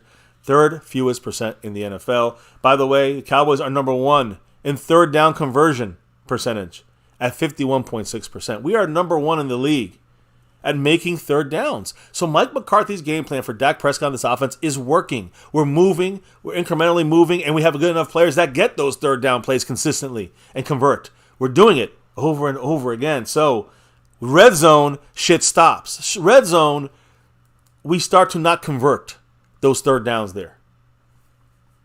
So again, or red zone plays, I should say. So again, I just want to show everybody the facts, good, bad, and ugly. That's what we do here at MCF, whether we like it or not. Now, before I get to more particular stuff on Dak Prescott, more than just the overall offense, let me give a big shout out to the man of the week. He's been the man of MCF for a long time. The Godfather here, De Lunatic, with an $8 holler, baby. With that 2 he had earlier, which brought Mark down to 80 points on the stream boss. The Lunatic drops another 8 for Mary Alvarez to be included in our fantastic raffle. So Shout thank out you. to Mary. Thank you again to Lunatic, Yes. showing the love. Yes, and he is still a little bit behind Mr. Skeptical Fan in first place on the overall board. Much love to Lunatic. Always appreciate that. And as always, go Cowboys. Ooh. Now, kind of going back to this now when it comes to an example of the Jets and that defense they have, right? The Jets scheduled through the first 4 weeks of the season for them. The Bills, then they played us, then they played the Patriots, and then they played the Chiefs. Of course, it was a close game. Only one team has beaten the Jets team, and really against their defense, by more than one score, and that was the Cowboys. We won 30-10. That's a 20-point win. You cannot dismiss that. So the Jets' defense is for real.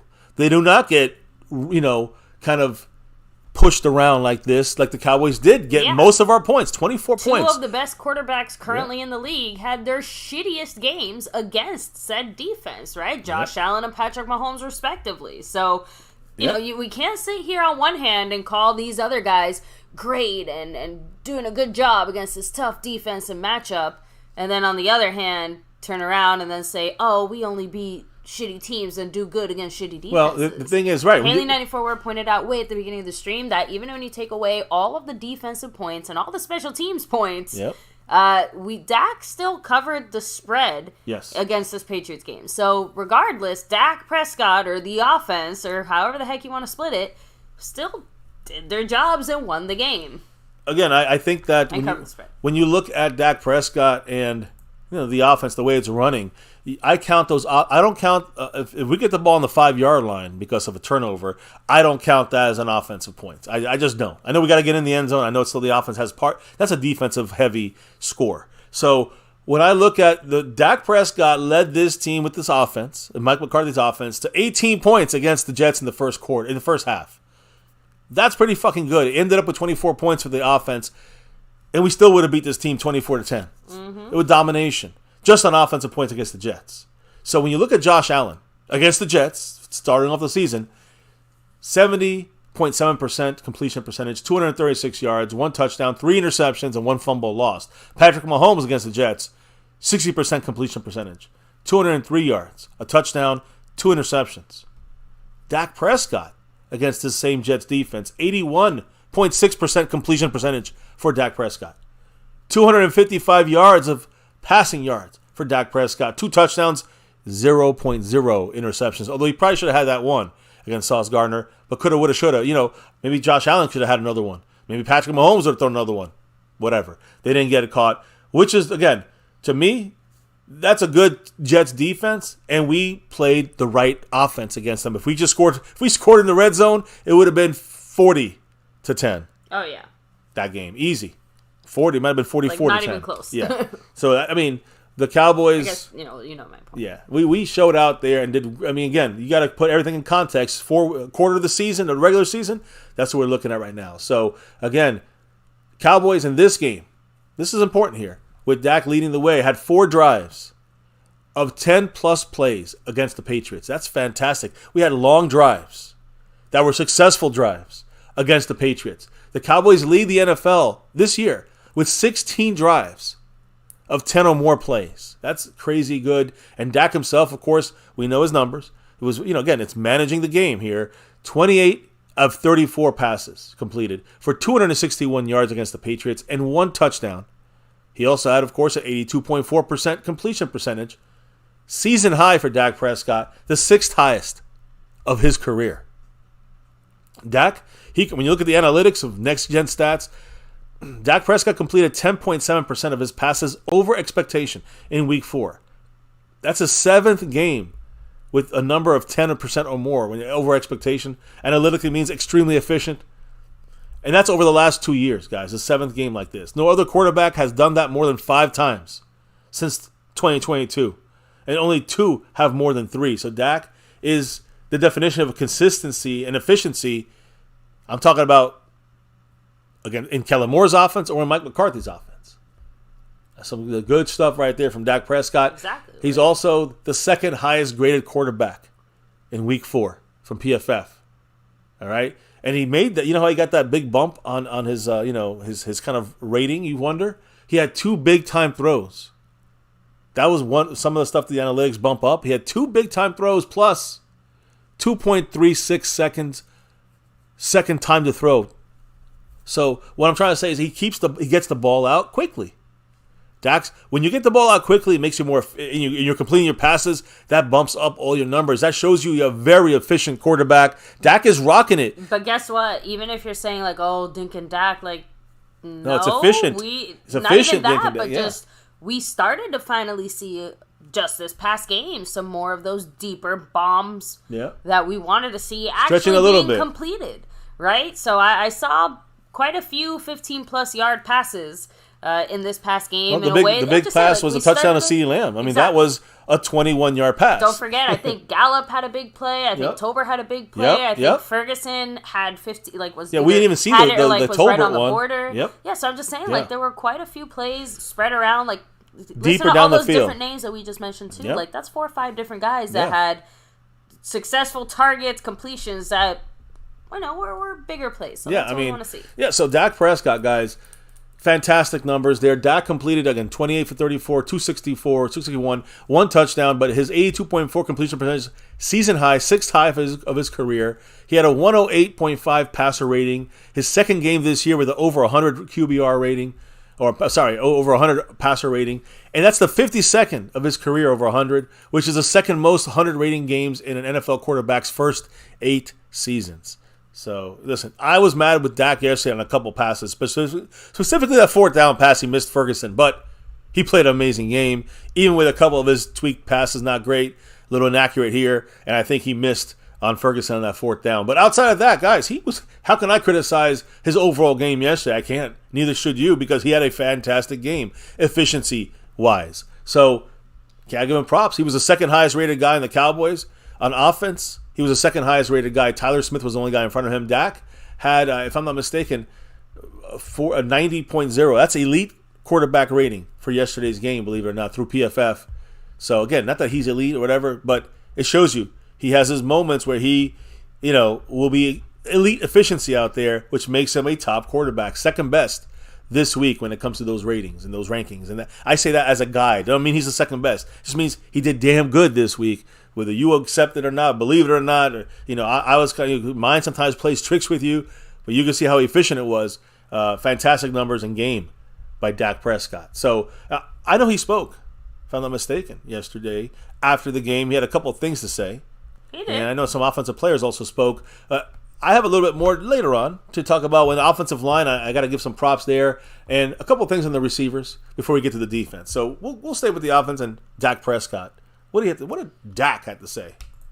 Well, Dak, again, was one of the people who straight up brought up the red zone and the struggles, saying that in the last 4 games, quote, "It's an area we're going to have to continue to focus on, and we're going to try to get better at it, and when we do, it's going to be dangerous." I agree. We get that shit going. We got to finish off in the red zone. We're going to be winning these games not by 20 or 30, but more. Exactly. I hate to say it.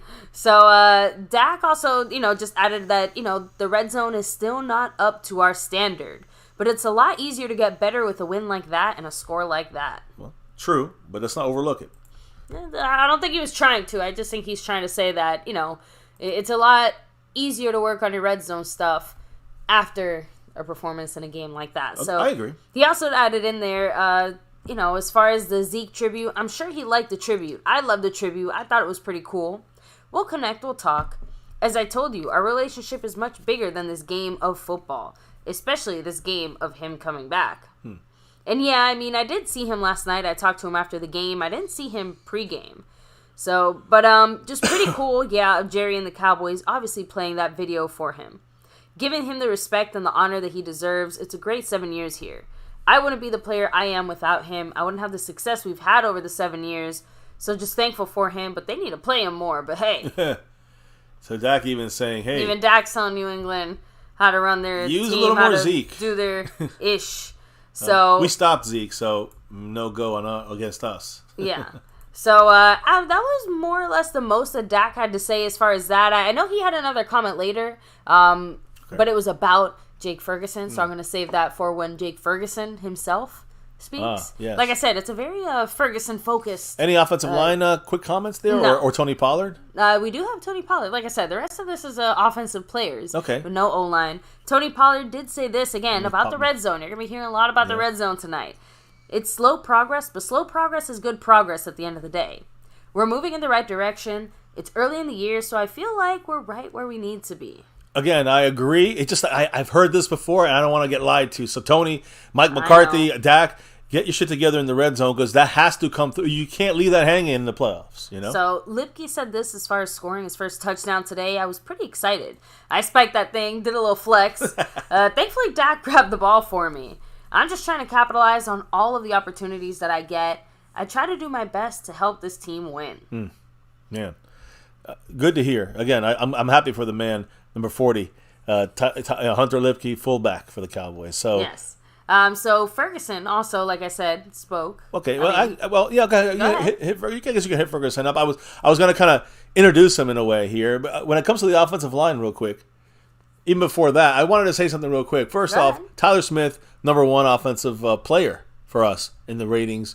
Tyler Smith had a fantastic game. Dak Prescott was number 2. Jake Ferguson was number 3. Tyler Biadasz, coming back from the injury, was 4th, and Jalen Tolbert was 5th. Tolbert, 5th on offense. Okay. Highest rated from yesterday. But specifically, Tyler Smith, guys, I don't have his picture up here, but you know who he is, 73. Probably put together his best performance as a professional in his career against the Patriots. And again, I'll try to put up some of the videos. Man, he was out there just mauling people. Great run blocking. Against New England guys, he was dominating as a run blocker throughout the entire game, nonstop, against good defensive players. Tyler Smith is the real deal.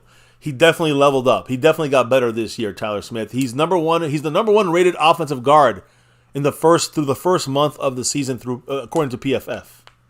Tyler Smith, the best guard in the NFL in the first 4 games of the season. He played in 2.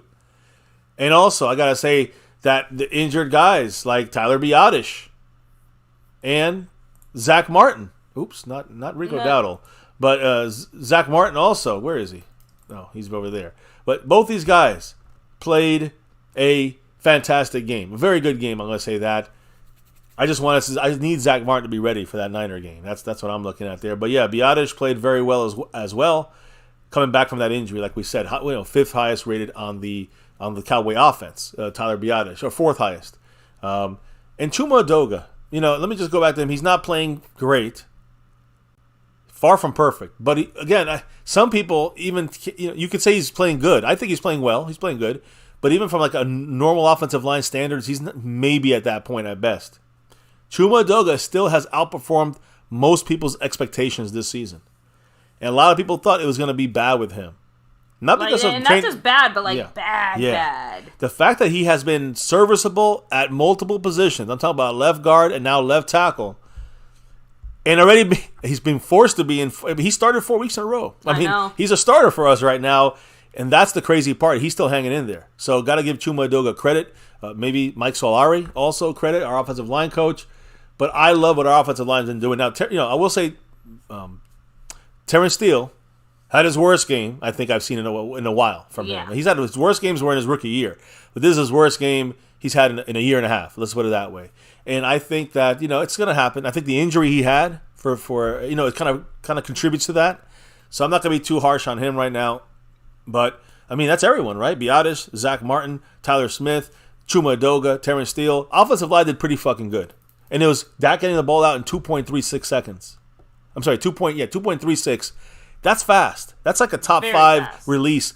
That is how this offense is going to. This is what I said for the whole offseason. You guys probably like, oh, he's going to talk about it again. But go back to the offseason. I said, we get the ball out fast. The offensive line doesn't have to be the best in the world. And we're doing a good enough job all across the line and just holding this thing down for even more than we expected. So that's why the offense is looking very efficient until you get to the red zone. Him actually, doing what he's supposed to do. Well, yeah. I mean, again, we're exceeding At an expectations. average level. Imagine if we have all 5 guys one of these weeks. Man, it's going to look like a top 5. That'll happen at least once this season. Better. Right? I mean, I hope. Knock on wood. Now, to the passing game, I know you're going to talk about Ferguson here, but let me just touch on real quickly Michael Gallup. Michael Gallup, the last 2 games, think about it, baby. The last 2 games, Michael Gallup has 11 receptions for 152 yards. That's impressive. He's definitely starting to come back. He disappeared week 1 and 2, kind of no separation. This week, him and actually all the receivers, great separation. I think Gallup had the most separation of all our receivers. So, give me 1 second, guys. Give me 1 second.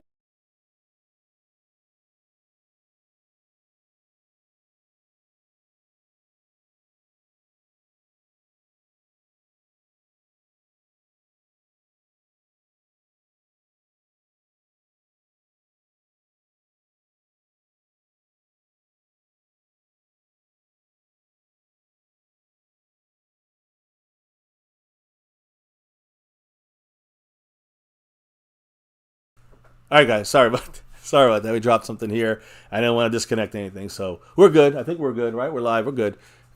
Hit the like, subscribe, notification bell, guys. So, Michael Gallup, that's the most yardage he's had in consecutive games since the late 2020 season.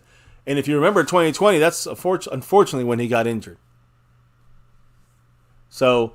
Again, I think that he did that around Thanksgiving 2020 was the last time he had that many yards and that many catches for, consecutive games. I think Michael Gallup, I'm going to say he's back. He's back. Come on, let's get him back. He had the second best rate of separation of any Cowboys receiver. So he wasn't number 1. He was number 2 as far as separation in routes. Kevontae Turpin was the only guy that had a little bit more. Kevontae Turpin had 4.7 yards of separation when he ran routes, which is fucking crazy. But Michael Gallup having 4.4 yards per separation per route, maybe crazier when you think about Gallup always, having a very unfortunate ability to separate in recent years from defensive backs. So that is great. I look at not just the stats on this, guys. I look at the context of everything, and I feel good about what the offense is schemed to be here for Gallup, but also I'm very much happier about seeing the way Gallup is getting better on that field. So I love it. He had 44 yards after the catch, Michael Gallup. He's not just getting the ball and going down. He's getting the ball and getting 44 more yards yesterday. I'm sorry, in yesterday's game and including the Cardinal game as well. 2 strong showings back-to-back in the Texas Coast offense. So McCarthy's back here, connecting with Gallup. And now Gallup is on the field getting better as well. So I don't know if you think about that, but Gallup, heading towards the right direction to me, right? Yeah, and not just that, but definitely doing way better than he was that year coming off of that injury. Agree. And, now the last guy on offense I have left to talk about here, baby, is Jake Ferguson, basically. But it's more of the whole receiving side of things, right? We didn't run much yesterday. Let's be real. Pollard had like 40-something yards on the ground. But it was about throwing the ball. And Jake Ferguson, 7 targets, 7 catches, 77 yards. Michael Gallup, 6 targets, 5 receptions, 60 yards for him yesterday. CeeDee Lamb, 6 targets, 4 receptions, only 36 yards, but had a touchdown. Brandon Cooks, 4 targets, 4 catches. So perfect for him. Only 27 yards, though, for Cooks. We haven't found the long game on him yet. Jalen Tolbert, also 4 targets, also 4 catches for 53 yards. Now, to me, if you look at the stats, did better than Brandon Cooks, right? I mean, he put more stuff out there on offense than Brandon Cooks did. Tony Pollard had 3 targets, 3 catches for 13 yards. Here's a killer to me, though. Luke Schoonmaker had 3 targets, 0 catches. One of them was in the end zone for a touchdown. So Schoonmaker, where's Osiris Torrance? Now, when it comes to the target leaders, so this is the most targeted guys, through the first 4 weeks. CeeDee Lamb has 30 targets. Second, Jake Ferguson. Pollard had 17. Gallup has 17 so far. Brandon Cooks only 15, but he missed the game. Tolbert has 9 targets. Rico Dowdle 5, Turpin 5, and Schoonmaker 5. So a lot of people are saying, let's trade to help our red zone. Let's trade for a better tight end like Kyle Pitts.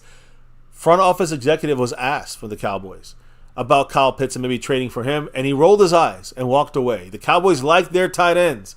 Jake Ferguson, blocking well, improving in the passing game, and they're improving the passing game as well in our offensive scheme. Heck, so even McEwen rose up to the occasion. Yeah, he's specifically a guy for our scheme and our team as our 4th, now 3rd, tight end, as Hendershot missed this game. So, baby, I want to hear what Ferguson said, because he had a great game. He was our 4th best offensive, analytically speaking. I thought you said 3rd. 4th. Okay. Maybe 3rd. I don't know. It was 3rd. Yeah, maybe 3rd. Tolbert was 4th, I think. I don't know. I forgot. But the point is, Jake Ferguson. I'm almost positive he said Ferguson was 3rd, but 3rd or 4th. Either way, the point is really good. Yeah, Ferguson is killing it out there, and I'm just saying, I think he is a guy that I kind of felt good about. I mean, even George Kittle felt really good about Ferguson.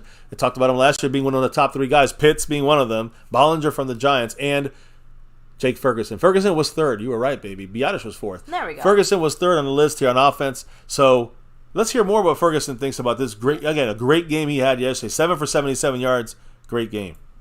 So he said after those first 2 games, just getting with him after practice, him as a coach, we've got this thing called the Breakfast Club where we're watching film and eating breakfast, and I think that plays a big part. And when we're watching film, we're saying, oh, hey, this is what I was thinking. Getting on the same page with him goes a long way, and you feel that when I'm out there. When I'm running around, I'm always like, okay, this is what he's thinking. And this he now is his Dak. And then I go to that spot for him, and that's what's going on and what I'm trying to develop more and more each week. So, again, we love to hear it. We love to know. And this is why I said we're going to hear from Dak again, because Dak did talk a little bit about Ferguson, saying it's no surprise to me. He's a guy that loves the game of football. Not many people in that locker room love the game more than Ferg does. He shows it each and every day with his preparation, the way he approaches practice, the extra time that he spends on film working with Coach Wells. It's no surprise, and it's only going to get better. He's a guy that has confidence through the roof. Obviously, he can throw into tight windows, and he's going to come down with the catch. He may take a hit, but he's going to get up and let the guy know that it wasn't anything. You know what I mean? He's a very physical player and plays with a lot of energy. And he's really just scratching the surface of what will be a long and successful career for him. So you can absolutely see the chemistry between him and Dak starting to transpire there, So Ferguson said, I'm just trying to be in the right spot in the right time frame. Get on the same page as him. That starts with connection. And we talked about, like, hey, Dak, what are you thinking on this? If we have a play in practice where we don't quite connect, I'm going up and I'm talking to him and saying, like, do you want to practice this some more? Are you feeling this? And he's giving me his input, what he's thinking. And I think that goes a long way. So when I do get out there, I'm in the right spot at the right time, and we are on the same page. So, again, love to hear straight from Ferguson, straight from about Dak as well, that connection, that regard. We need that. The final person, offensively at least, that we're going to be hearing from is Brian Schottenheimer. Oh, that's right. Not much. right? He did just kind of Our, have off- a our little blurb offensive here. our offensive coordinator, who really is the guy who kind of just like assembles the plays, but McCarthy calls him. So what did Mr. Schottenheimer say? First of all, he gave some praise to Tolbert, saying that was his best game of his career. I agree, 100% agree. Gosh, he had 6 targets, 5 catches. He had 4 for 4 for 53 yards. The unspoken so far is in there, right? So Schottenheimer also said that Hunter Lipke's touchdown celebration needs a little bit of work. He left the ball in the end zone. He said he feels like he's going to have a lot more of those. So maybe that's why he left it out there. Usually you keep your first one. Right?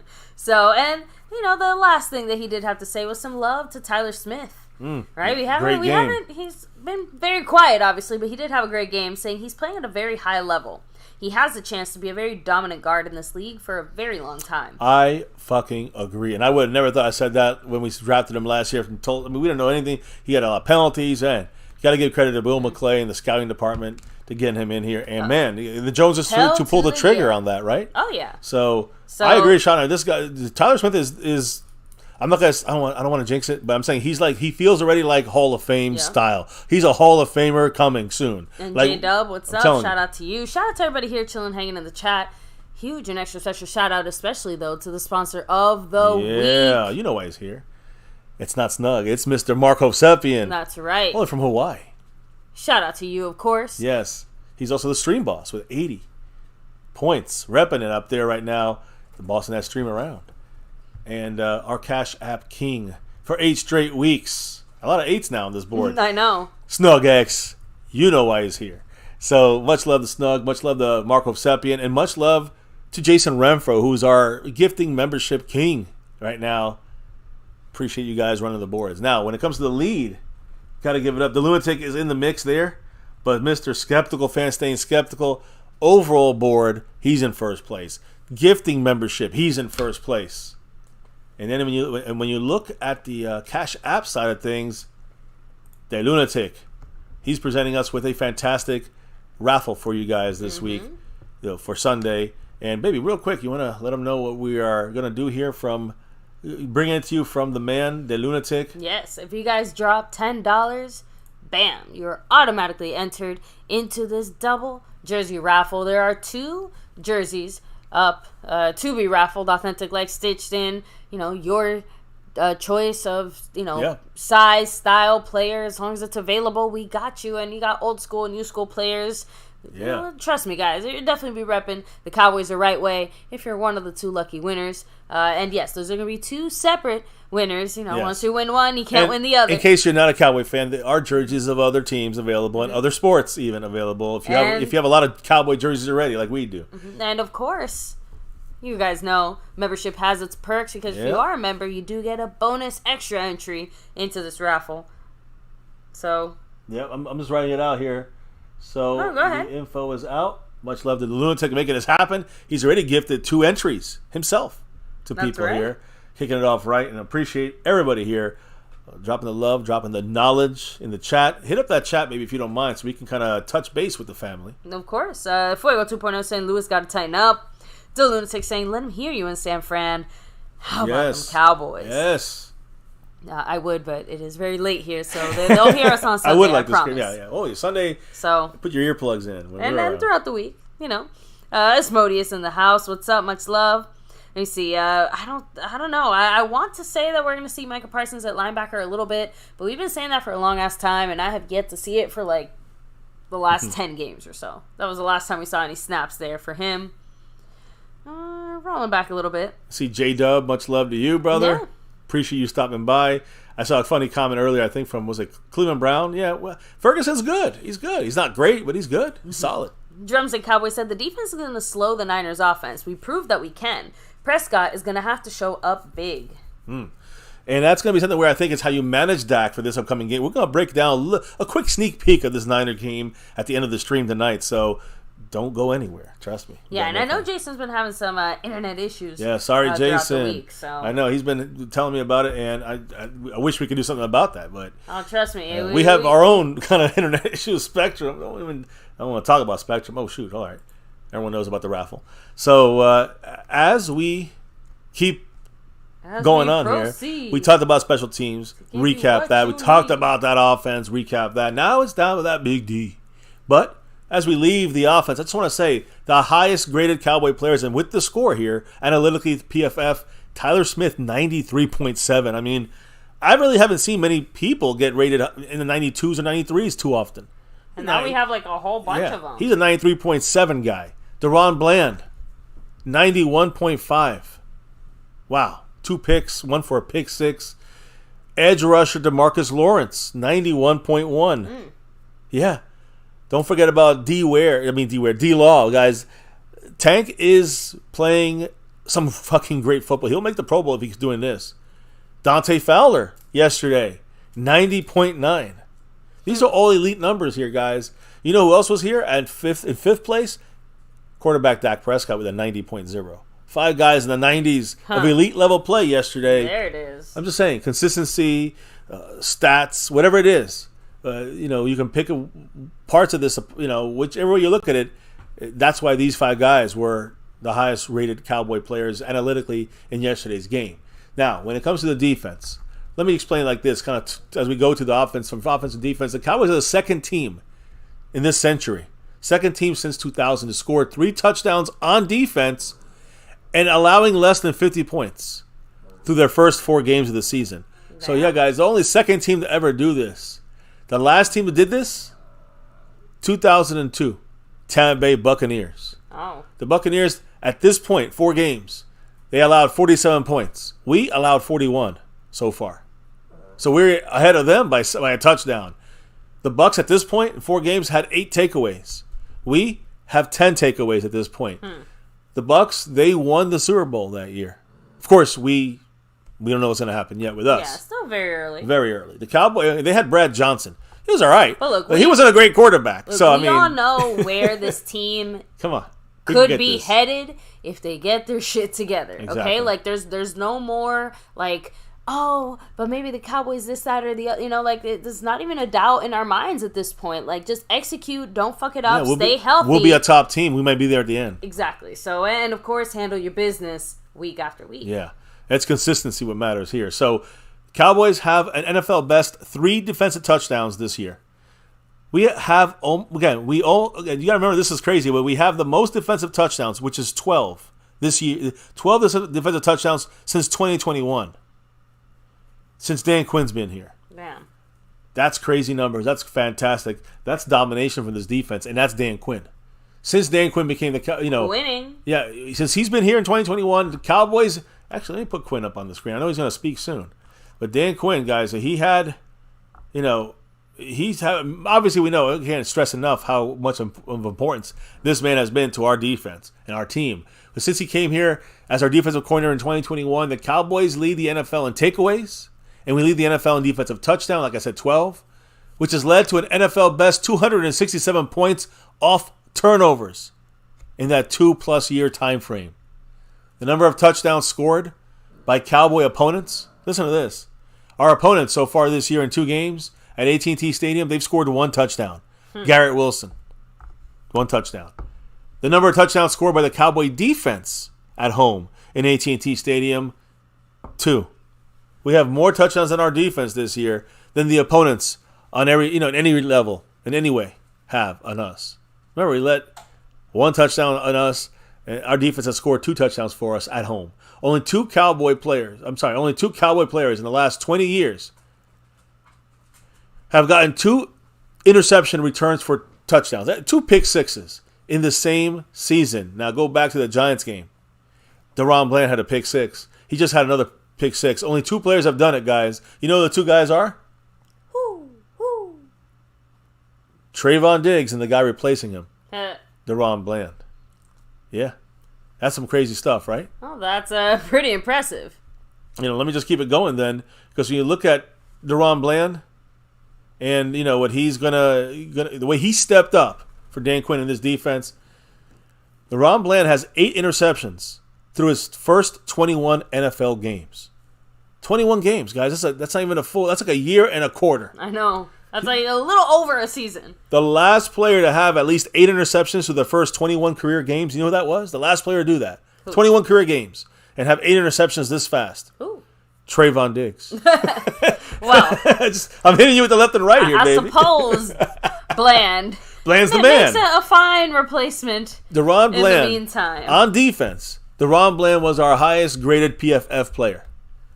DeMarcus Lawrence. We know DaRon Bland was. I said it earlier. DeMarcus Lawrence was next on defense. Dante Fowler after him. Damone Clark had a fantastic game at the linebacker position, and of course Micah Parsons fifth on this list. And he didn't have a sack. But I'll tell you how he dominated. First, DaRon Bland was PFF's highest graded cornerback in the NFL for Week 4. Think about that. Now I don't know if with the guy from tonight with the touchdown, the rookie, maybe he has better numbers as far as analytic ratings by PFF. But either way, before this game tonight, DaRon Bland was the best, highest graded 93 he had, I think, on this. Was his high? That's the highest graded cornerback the entire week. He was targeted 8 times and allowed only 4 catches. Unfortunately, it was 69 yards. Not a little bit. He allowed too many yards, but he also recorded 2 interceptions, had a pass breakup. Of course, one of those interceptions, pick 6. Okay, but how funny is that? Because wraps it up. wasn't that one of the complaints about Diggs early in his career, right? That even though he had great stops and even though he had lots of picks, that he allowed too many yards? Yeah, and I'm just saying, Bland early in Diggs' but it's funny because career, Bland didn't allow many yards up to this point. This game, I think that's the first time I've heard these many yards allowed against him in a while. I know, but you have to remember this is also the first time he's had this much play time in this particular scenario. So yeah, he's on the outside. Again, the same way we expect some of those good plays to look better, expect some of those bad stats to probably be increased because, well, that's what happens when you play. Spot. But I think it all came out. Starting numbers, starting position. It seemed to come out all in that first quarter and a half against the Cardinals. Last year, he actually played well on the outside those last couple of games of the season. Really, the playoff games. So maybe it is just a blip in the radar. I'm just pointing out there that I just thought it was funny that they mirrored Diggs' situation so much. He's going to mention, I know you have it coming up, but he mentioned himself that there was a play that the Patriots got a first down on us when Mac Jones threw across his body, and he read that the second time. That shows me he's a higher IQ, his higher level of ability to be a dominant cornerback in the NFL. Just based on his own breaking down, analyzing the plays on his own. He didn't need Dan Quinn to tell him that. He noticed it. He did it the next time. It was a pick 6. So I think he'll go into that a little bit more. But the point here is DaRon Bland caught more touchdowns than anyone else on the Cowboys through 4 games. Did you know that? I did not, actually. Now, again, when I say that, I mean, of course, Ferguson has a touchdown.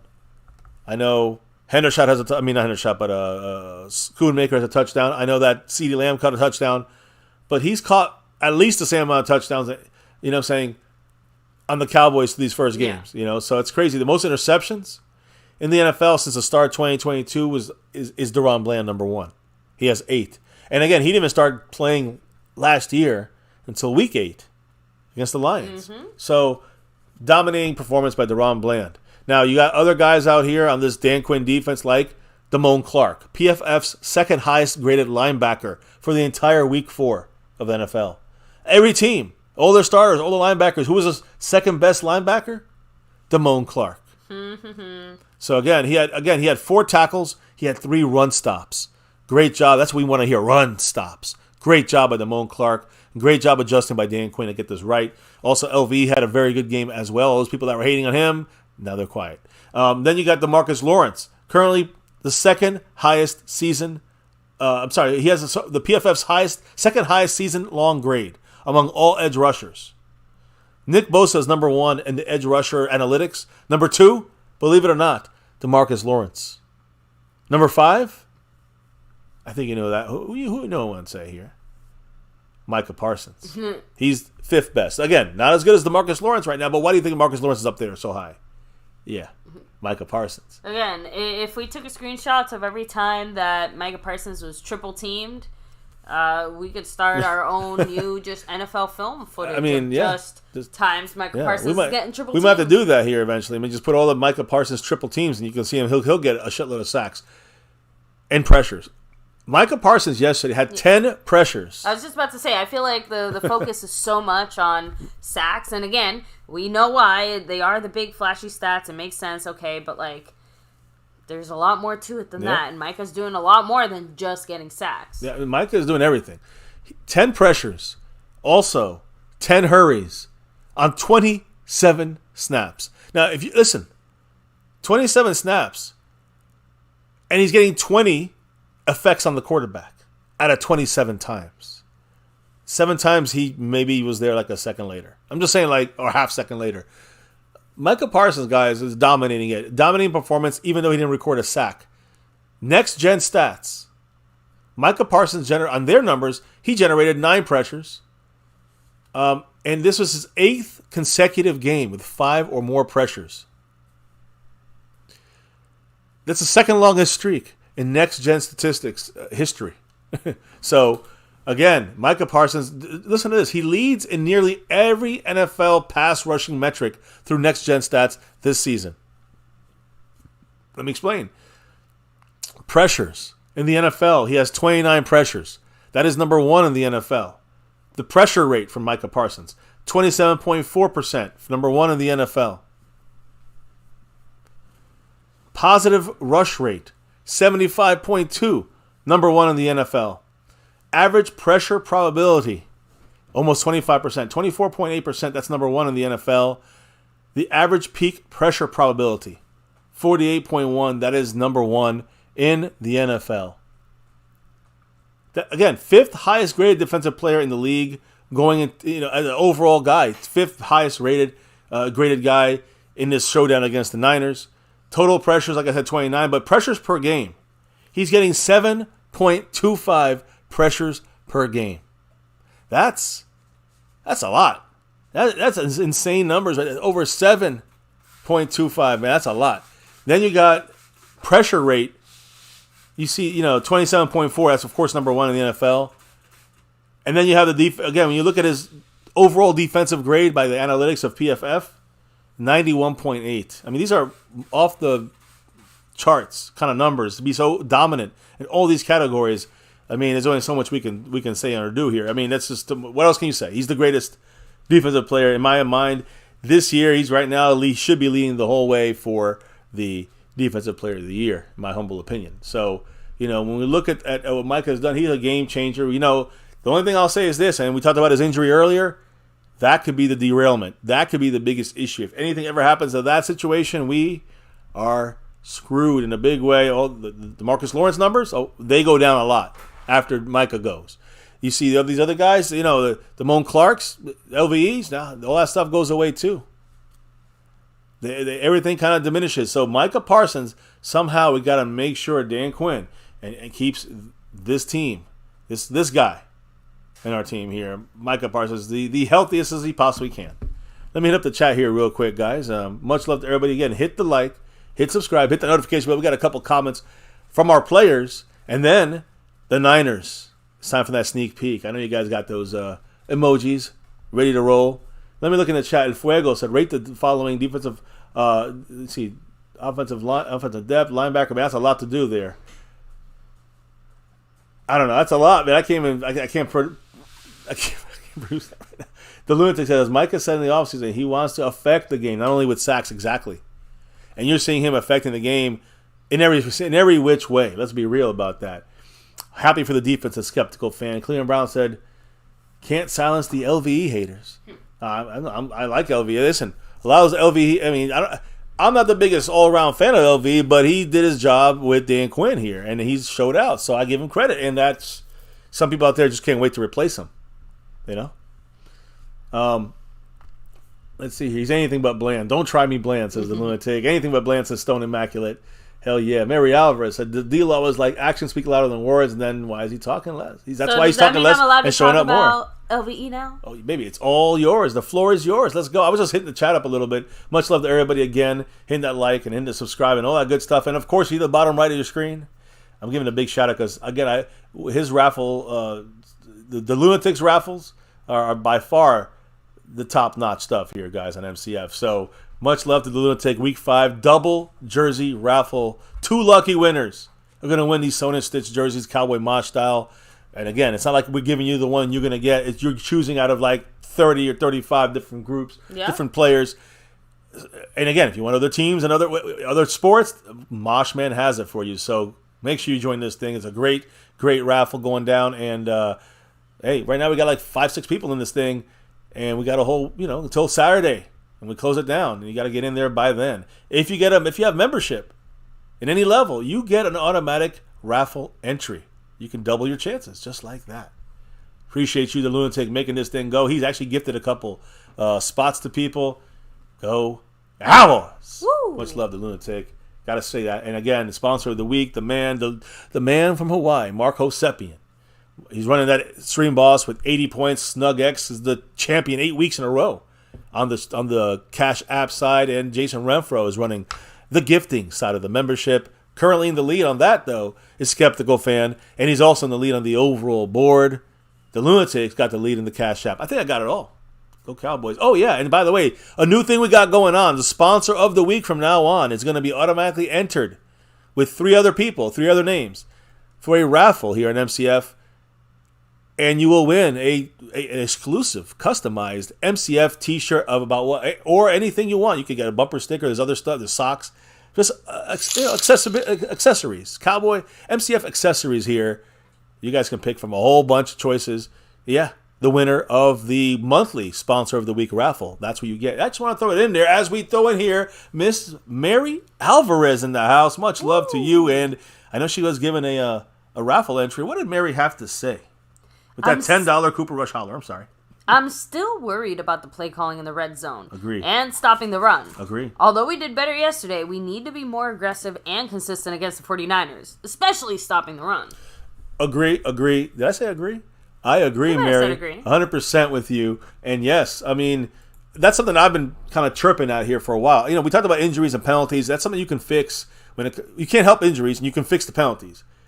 But when penalties can be fixed with coaching. We've had this problem before. We kind of slinked out of it last time. But this time, you're seeing a situation here with the run defense. That makes the game have to be a close, sweated out game.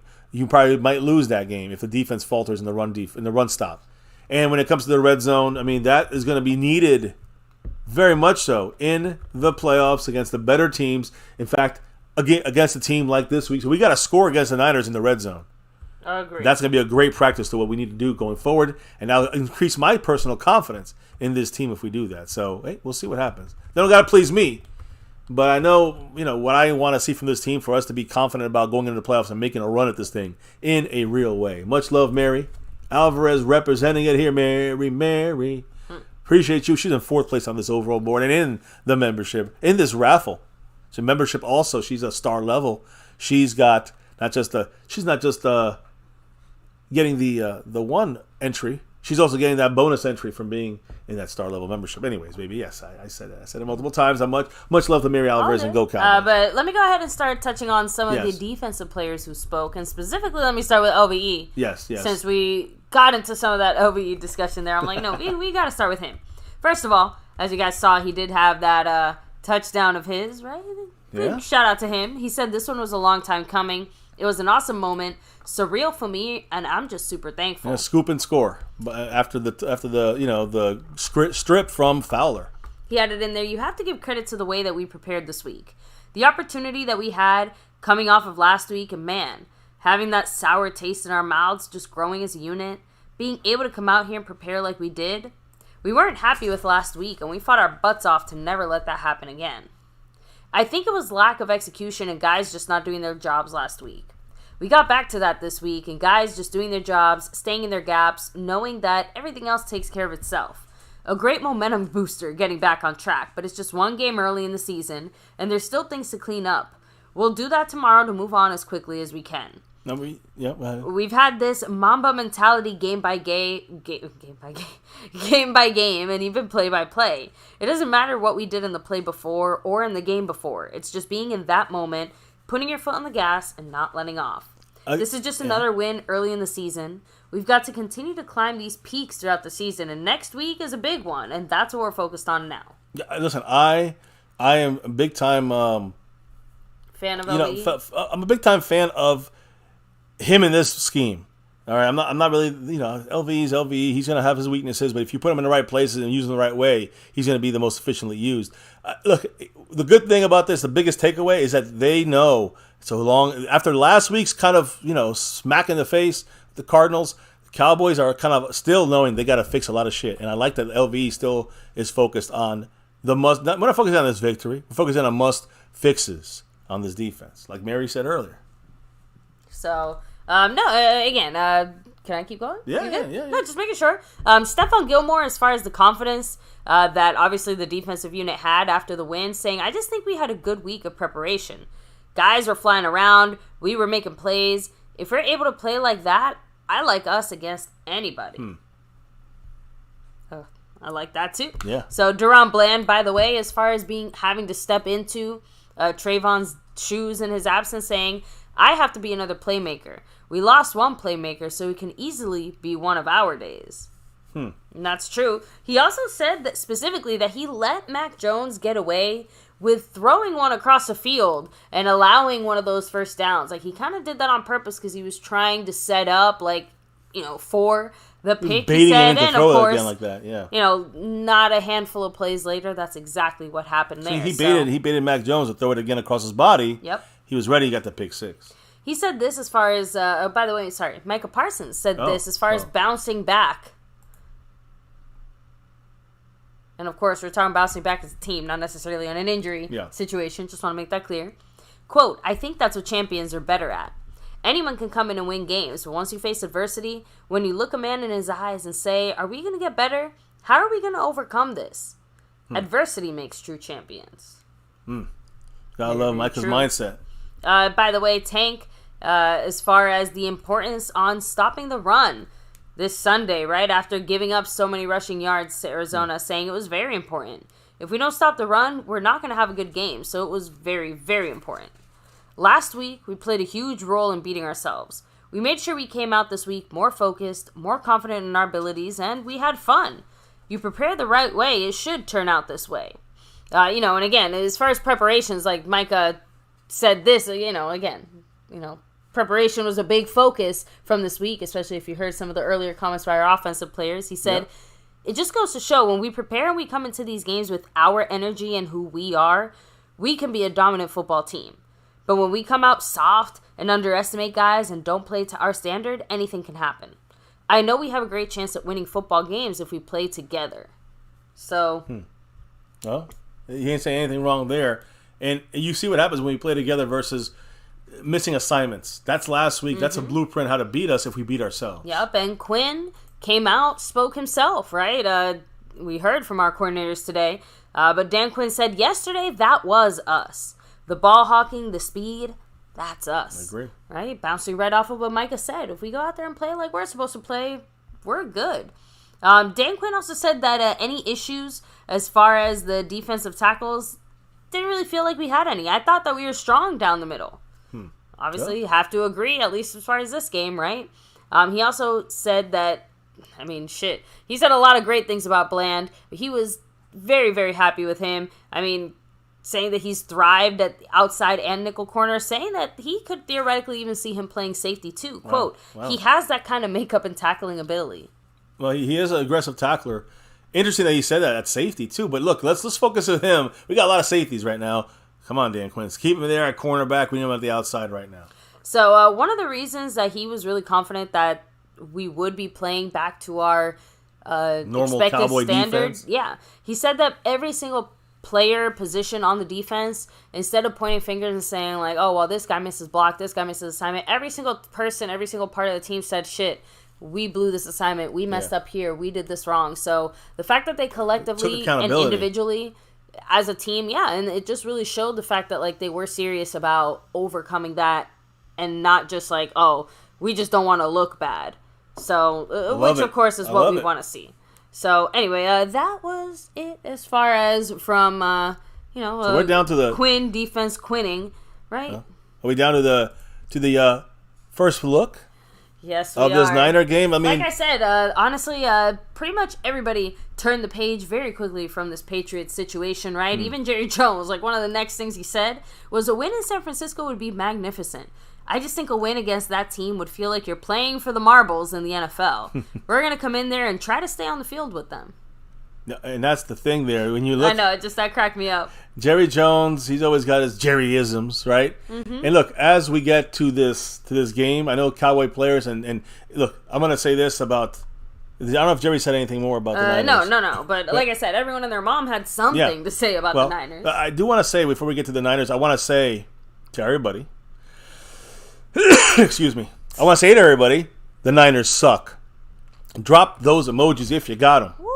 And not just the Niners suck, but we got the San Francisco Criminals, I guess you could say. I know they got a lot of them over there. And we also got the losers. San Francisco, go fuck themselves. Fuck you, San Fran. I got another name for you, but I can't say it here. Niners suck. We'll keep it at that. You got the emojis. You know what to do. In the membership crew, Navy Blue Silver Star, over everything. You can drop them like it's hot. Now, the Cowboys open up this game as a 3.5-point underdog. I saw some people in the chat, I think skeptical fans say, I want to be an underdog. You are. We are the underdogs this week, which is good. I like that. 3.5 points, though. When you look at in a road game, the home team always gets a 3-point, kind of a 3-point advantage. So it's 3.5. They're basically saying they're favored by a half point if it was a neutral field. So, what is Vegas saying about this game? It's going to be a good one. Very evenly matched. Yeah. This game, they're saying, Vegas says this is a good game. It's going to be a tight game. It's going to be a close game. We'll see what happens. I know they say the Niners might win by a field goal, but we'll see. Niners have won 14 straight regular season games. Cool. Straight. Again, remember, Purdy got hurt. That's the only game they lost against the Eagles. Yeah. And that was a playoff game. But 14 straight regular season games. That means they won 4 now. They won 10 last year to end the season.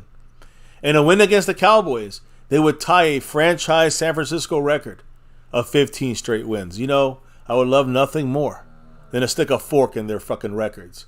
So more reason why we kick this team in the nuts. So I can't stand them. You know how much I hate them from the 80s. But, you don't know about that. But I don't know about the 80s, but I still have always disliked them. But the 2020s are stinging. Oh, yeah. The Niners are owning us so far. And, the Niners, they're off to one of their hottest starts in the passing game. I'm going to talk about that when you're kind of done with the players. But Dan Quinn, and the Cowboy defense with these. Think about the upcoming games we have, baby, right now. Think about it for a second. Not just the Niners. Yeah. But check out the fact that when you look at our schedule, you got, I think, 3? The Cowboys have, I think, 3 out of the next 4. I'm sorry, 4 out of the top 5 quarterbacks in the NFL, passing, analytically speaking, wise, are going to be our opponents. Brock Purdy has 115.1 passer rating, leading all NFL quarterbacks, and that's the quarterback we play this week. Yeah. Miami Dolphins, we get them week 16, Tua Tagovailoa. I can never say his name. Tua got 114.4 rating there. Russell Wilson, who's tied for third with Josh Allen, 106.7. We don't play Russell Wilson, but we play Josh Allen. There you can see him week 15. And then Justin Herbert, of course, we play him in a couple of weeks against the Chargers there on Monday Night Football, 106.3. So, again, passer ratings currently, we play 4 out of those 5 top quarterbacks, as it sits right now. Justin Herbert, by the way, this is important. He suffered a fractured finger on his left non-throwing hand. Oh, shit. This finger also suffered a gruesome nail injury. So Herbert somehow finished the game. I don't know how, but with the bye, he should not miss any time.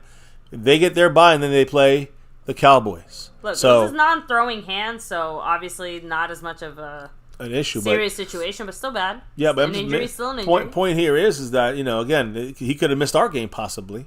Not that, I wouldn't want that. But it looks like he should be good to go after. Again, they get 2 weeks to study us. Keep that in mind too. Now, before we get to what the Cowboy players said, I do want to say, I guess I'll finish my portion of things here before we wrap it up and call it a night. Hey, we did it pretty good, baby. 2 hours, and it's power-packed. I still have all the comments about the 49ers that everybody and their mom said, right? Oh, I know. Just making sure. I'm letting you, I'm going to be getting into that. But I just want to say one last thing as we take this quick sneak peek. I got one last little thing, baby. I want to know what you think about this. The Niners are off to one of their hottest starts at the start of a season, all right? Especially in the passing game. That's where you got to see this. Yeah, the Niners defense has been hot before. Yeah, the Niners defense always started off good, but that offense has not been like this in any real recent time frame. But again, here's the context in life, guys. The Niners have faced defenses that have had very little resistance. They're not good defenses. So they have not been as tested? Their offense has not been tested. Even though their passing game looks great, guys. The pass defenses that face the Niners so far, when you rank them by the EPA and the PFFs and all the analytics, right? The next gen stats. When you add it all up, guys, when it comes to targeted passes, Pittsburgh, these are all their opponents for the Niners, they're 31st ranked in the pass defense. The Rams, they're 22nd ranked in the pass defense. The Giants, 14th ranked in the pass defense. And the Cardinals, and we saw the Cardinals, 27th ranked in the pass defense. So the Niners haven't really played any good teams when it comes to pass defense. We're one of the best in the NFL. Remember, outside of really allowing that one big play to Garrett Wilson against the Jets, and that one broken play that we blew in coverage against the Cardinals, 49 yards or 69 yards. The point is, outside of those two plays, the pass defense has been locked down. So the Niners are going to face a true deep. You talk about us always not facing teams and not being ready. They haven't faced anybody defensively that's really that good, specifically when it comes to pass defense. So the bad news, though, for the Cowboys, our pass defense is undeniably disruptive. When you look at the same measurements and weights and weighted measurements, and not just by names or how we do things or Dan Quinn, we're 13th in the NFL. So, yeah, we're their toughest opponent, but only by one over the Giants. So, again, this is mainly to do with last year's numbers, guys, when there was a lot of injuries by the Cowboys in the secondary. We had a lot of injuries, with losing, of course, Jordan Lewis. Then we got DeRon Bland, but then we lost Anthony Brown, and then we had to put in Deshaun Wright, and then we had to put in a whole different load of guys. And those games brought down this team's coverage, secondary ability. When you use these same numbers starting at 2022 through this year, so all the games in the regular season last year and 4 more games this year. Overall, guys, it's going to be interesting to see how the Cowboys kind of pass defense does in this game. I think that is the reason the Cowboys pass defense is so good is the pass rush is so dominant. So I think that we'll be playing above and beyond that 13th ranking that we got based off of the last year's kind of 5 or 6 game horrible stretch of cornerback injuries we had towards the end of the season. Over that same time frame, the Cowboys ranked 9th in this estimate when you take out those issue weeks we had, and the Niners, they ranked number 1, by the way. So their defense is going to be great. Their offense is fantastically efficient. Our defense is great too.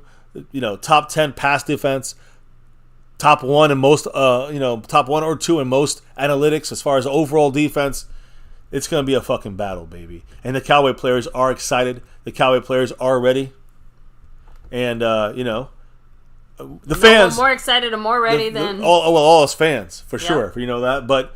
Now that we heard from us, what about in the stats and the quick peek at these Niners? What was said by our team, our players, our coaches, whoever, about these 49ers coming up? So Mike McCarthy, as far as facing the 49ers, saying you live to play in these kinds of games. You dream about these kinds of games. You don't want to make it bigger than it is, but the reality is it's not just another game. So, and of course, we all know that. But McCarthy was also asked if he noticed any kind of initial differences as far as last year's Niners defense and this year's with the new defensive coordinator. McCarthy said that there's obviously more scouting to be done, but initially that there's a tremendous amount of carryover. So they are a very similar defense to they were last year, even with the new defensive coordinator. Exactly. So Dak Prescott, as far as the looming matchup with the 49ers, saying now that we've got this game out of the way, we're focused. We did what we were supposed to do and what we wanted to do, but now it's about turning the page and studying the hell out of these guys. So he was also asked if that feeling after the loss to the Niners in the playoffs, is that feeling kind of motivating you now? He said it's obvious. I mean, we're so far past that, to be honest with you, that's obvious. You just want to piss me off going into this week, and I appreciate that. I do, actually. I do. I appreciate that.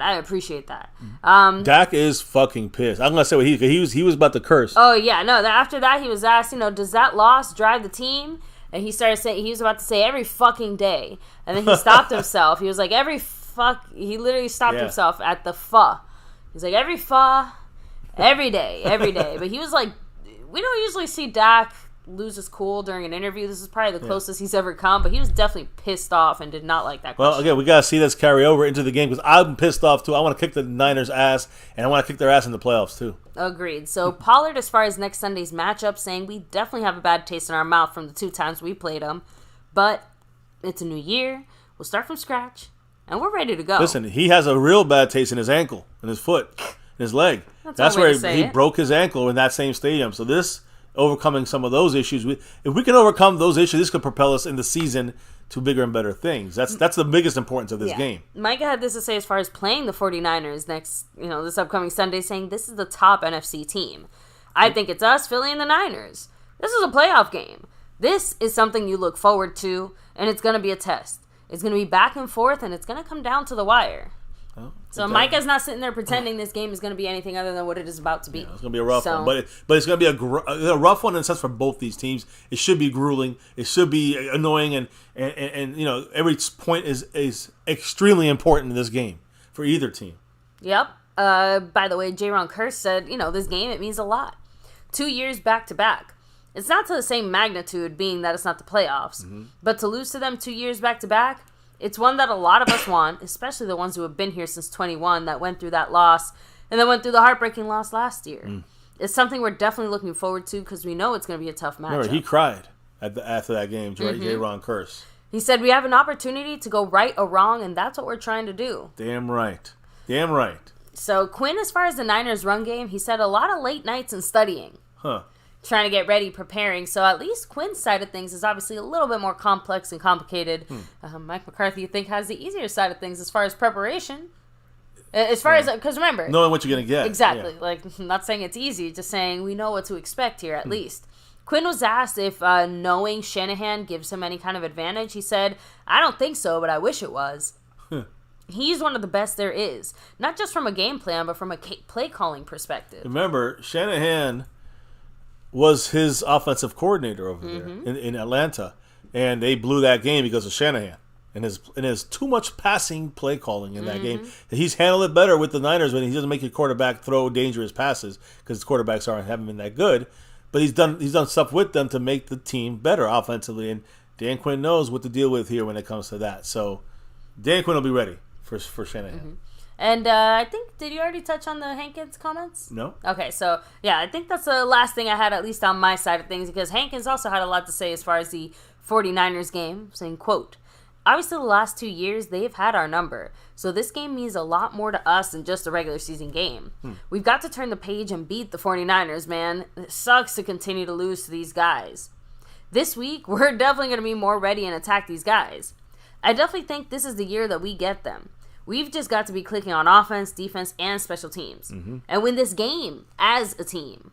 So as far as the challenge of specifically stopping Christian McCaffrey, he said, I think that's going to be the way that we win this week. So which honestly, stopping the run. I was going to say, that's just a fancier way of saying stopping the run. Yeah. Well. As far as the game as a whole, like their whole running game, not just the McCaffrey side of things, he said they give you so many looks, we have to make sure we hone in on our keys. Yeah, I mean, when you look at this, like, our keys to the game, I'm assuming, or our game plan. The run. It's more about the run keys, like the run fit. When you have to make sure that they have their assignments right. If they play like the Cardinals, they're gonna run 300 yards on us on the ground. That obviously we cannot do that. And if we play like we did against the Patriots, it's going to be a lot harder for the Niners to get a run game going. So that is what Hankins is saying. And as long as they keep their assignments, we will be pretty good in this. You know what I mean? I feel pretty good. And again, stop the run. I think we're number one. I think we win the game. So that's the key, stopping the run and everything else. Our offense will score 16 points or 20 points of offense. The defense gives us a short field a couple of times. Those are their points to the defense. And you could get 24, 27, 28 points against the Niners, and our defense needs to hold them down. It's on the defense in this game. The offense can't make mistakes. The defense got to play that defense. We do that, better chance to win this game and upset the 49ers in San Francisco. Absolutely. So as we get ready to roll out, I want to hear some comments, some real quick comments as we do like the shout-outs. It's been a 2 hour plus, so we're going to rock out of here as soon as we can. But I do want to say much love to the Lunatic for the big raffle we got going on. You see at the bottom right, there's a big screen there for you guys. At any point, it could be even when we're not live streaming. You could Cash App it. I think you can thanks button it, whatever you want. There's a million ways to do it. $10 total. You drop the 10. You're in the raffle. You have 2 jerseys. You have 2 chances to win 1 jersey. There's 2 jerseys available. There'll be 2 winners. A double jersey raffle brought to you by the Lunatic, the man, the Godfather.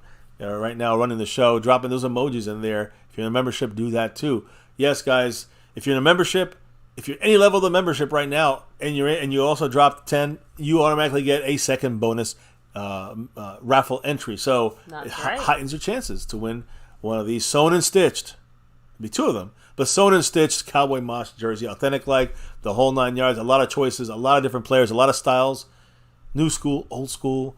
Much love to Mosh on that, but extra special love to the Lunatic. This Week 5 double jersey raffle. And hey, the man's also, you see him up there gifting memberships. He's already gifted 2 today. He's in first place on the Cash App side of things. Give it up to the Lunatic, making it happen here on MCF. And of course, give it up to the sponsor of the week, all the way from Hawaii, Marco Sepian. Much love to him. The Cash App King. You know why he's here. SnugX. 8 weeks in a row for the man Snug. By the way, Mark, he's still hanging in there with 70 Zach Martin points right there. Our sponsor week. He's also the stream boss. You got the gifting champion. Jason Renfro won it with 6 last week, gifting 6 out. And currently in the lead right now, well, not the Lunatic. It's Skeptical Fan. Much love to him. He put that 5 on it earlier. That's right. 5 gifted memberships. He's in the lead there.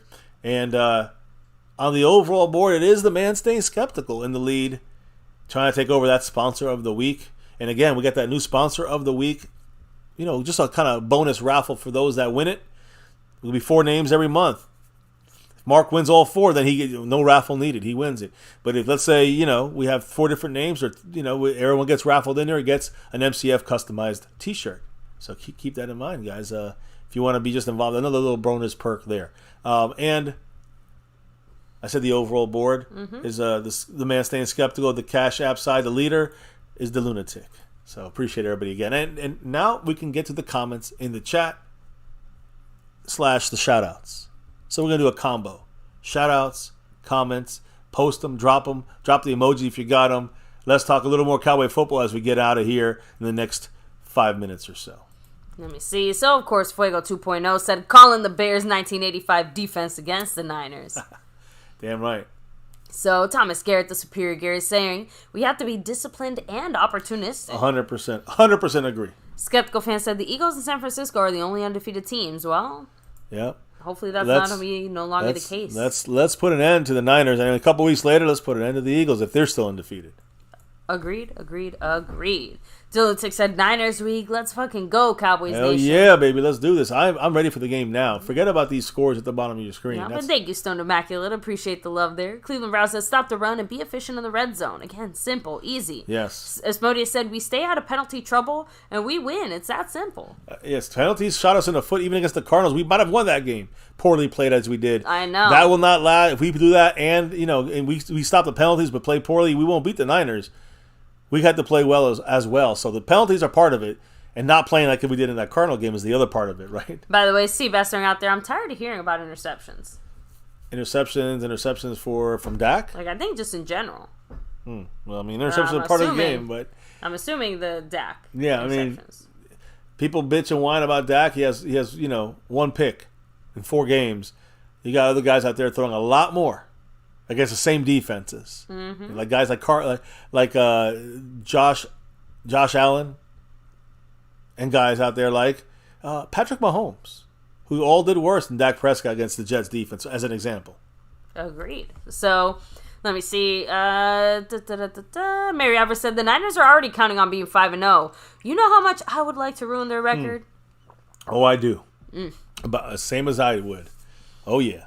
Let me see. Dilutic also said that Jimmy first yelled, how about them Cowboys after defeating I was San there. Francisco. I was there in the sense of, I remember seeing it on TV as they were broadcasting it live. And when they said that, I was like 16. I sat there and I yelled, them Cowboys. And there was a couple other Cowboy fans here. Who wouldn't? Hell yeah. I said I saw the last 3 Super Bowls. They got in our way a few times in the 90s playoffs. Yeah. Niners were our biggest speed bump in those early 90s. And they were the only one that broke our, could have had 4 in a row if not for the fucking Niners. And we almost came back in that game. Damn, So I wanted 4. disappointed. If we had Jimmy Johnson, it would have been 4 in a row. Yeah, the Lunatic, much love as well. Yes. Let me roll back here. Stubby 1085, appreciate that. He said, In just the heard house. Brock Purdy. Not in a literal way. No. I hurt his Don't feelings. worry. Want to hurt his feelings. Much So- love, Stubby, in the house. Yeah, I think we shout out pretty much everybody here, at least on my side. So, guys, there's a reason we do what we do here, right? Yeah, why don't you tell him, baby? I think it's that navy blue. Yeah. That silver, too. Hell yeah. That star over everything. Hell. Yeah. Win, lose, or draw, good, bad, or ugly. You see we already turned the page on that game, right? You see it down there? Yeah, we're done. It's time for the Niners. That's it. The Patriots, book closed. Forgotten about. Let's get better. Let's do this thing, guys. Yes. Win, lose, or draw, good, bad, or ugly here on MCF. On this channel, we always rep that star over everything. Oh! And the Lunatic repping the gifts over everything. Beef is now a member here. Thanks to the Lunatic, the man in the house. Now with 3 gifted memberships, getting closer and closer to Skeptical Fans 5 on it right now. Much love and beef. Congrats. Thank you so much, On the the Lunatic. Appreciate you, of course. Go Yes. Cowboys. Go Cowboys. Always. The Lunatic making this happen. You see it. You get the exclamation point raffle. You'll see the explanation. So get into this thing. Much love. And again, I think he's halfway to another 5, and he gets another person added to the list here. I think so. For the raffle. So much love to you, the Lunatic, the man with the plan, representing that star in every channel, everywhere, always over everything. Much love to the Lunatic, who is right now creeping up on that gifting side of things. I will fix that here. I guess I can fix it afterwards, but I'm already here, so I'll fix it now. But All right, yes, go ahead and fix it now, baby. yes. Hey, this is what we do here, right? It's all live and in full effect. So it happens. There, the Lunatic with 3. You got the field goal up there. Skeptical Fan got that field goal with the safety. 5-3 right now on that gifting board. Much love to Lunatic. Much love to everybody in the house. Hitting that like, subscribe, notification bell. But guys, here on My Cowboys Family, 6+ years. Yeah, here on YouTube, 7 seasons doing this thing, seasonal wise on YouTube. Never forget the number one thing here, now, and forever. As always, never forget it. Go Cowboys. Let's get that 6 and beyond. Thank you for dropping that knowledge in the chat and beyond. Ooh, can't do this without your guys' input and thoughts on our beautiful navy blue, silver, 2 and star Dallas Cowboys. Yes, our team. That's what it's all about. And it's that love for that star is what keeps us going for that number 6 and beyond. Guys, thank you for the drops of knowledge. Truly humbled and love. Truly cannot talk about the love from above. You guys truly help the channel in so many different ways. Gifting memberships, all that good stuff. Best fans of all YouTube. On that note, it is time to drop out and clock out of here for the night. And before we can relock and reload tomorrow for another show. And we really turn our attention to those Niners tomorrow. Oh, yeah. It's on. Before we can drop out for the night, what do we got to do? We got to drop the beat. Oh, yeah. Much love to everyone in the house, specifically the Lunatic and everybody else who dropped the love from above. Skeptical Fan, of course, Kevin Richards, John Montgomery, Mary Alvarez. Appreciate you all. We got a couple people also jumping into the membership side of things, getting their thing on the board here. Mary Alvarez, Andy Potts. I think they're getting in that star level again. Thank you guys for rocking with us, dropping the knowledge and the love from above. As we get on out of here, another Cowboys chat in the books. Yeah, Belichick don't want to look at this, and he's filming his deflating footballs. He got deflated yesterday by our Cowboy team. The defense, I mean, his most horrific loss of all time. Yeah, we love it in Dallas. In Big D, we gave him the Big D. Everything's bigger in Texas, right? Yeah, but the losses. Bland, Damone Clark, there's DeMarcus Lawrence, Chauncey Golston with a 2-point conversion. That defense, and Micah Parsons, oh yeah, he's coming at you. He might not got a sack, but he disrupted 20 out of 27 pass rushes he had yesterday. Dak, one of the most effective quarterbacks in the league right now. McCarthy got to getting it done up until the red zone. So we got a little bit more to fix. We'll get there. We'll get there, guys, and we'll get that 6 and beyond. That's the purpose in this whole thing. And here in MCF, it's always about that navy blue. Silver, too. That star over everything. Never, ever forget. It's San Francisco week, baby.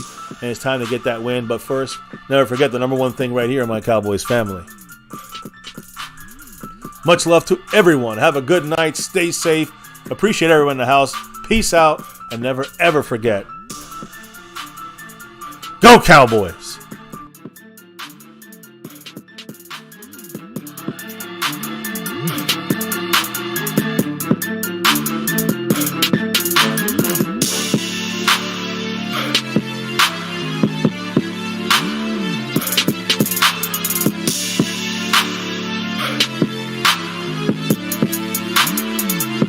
Monk on the beat.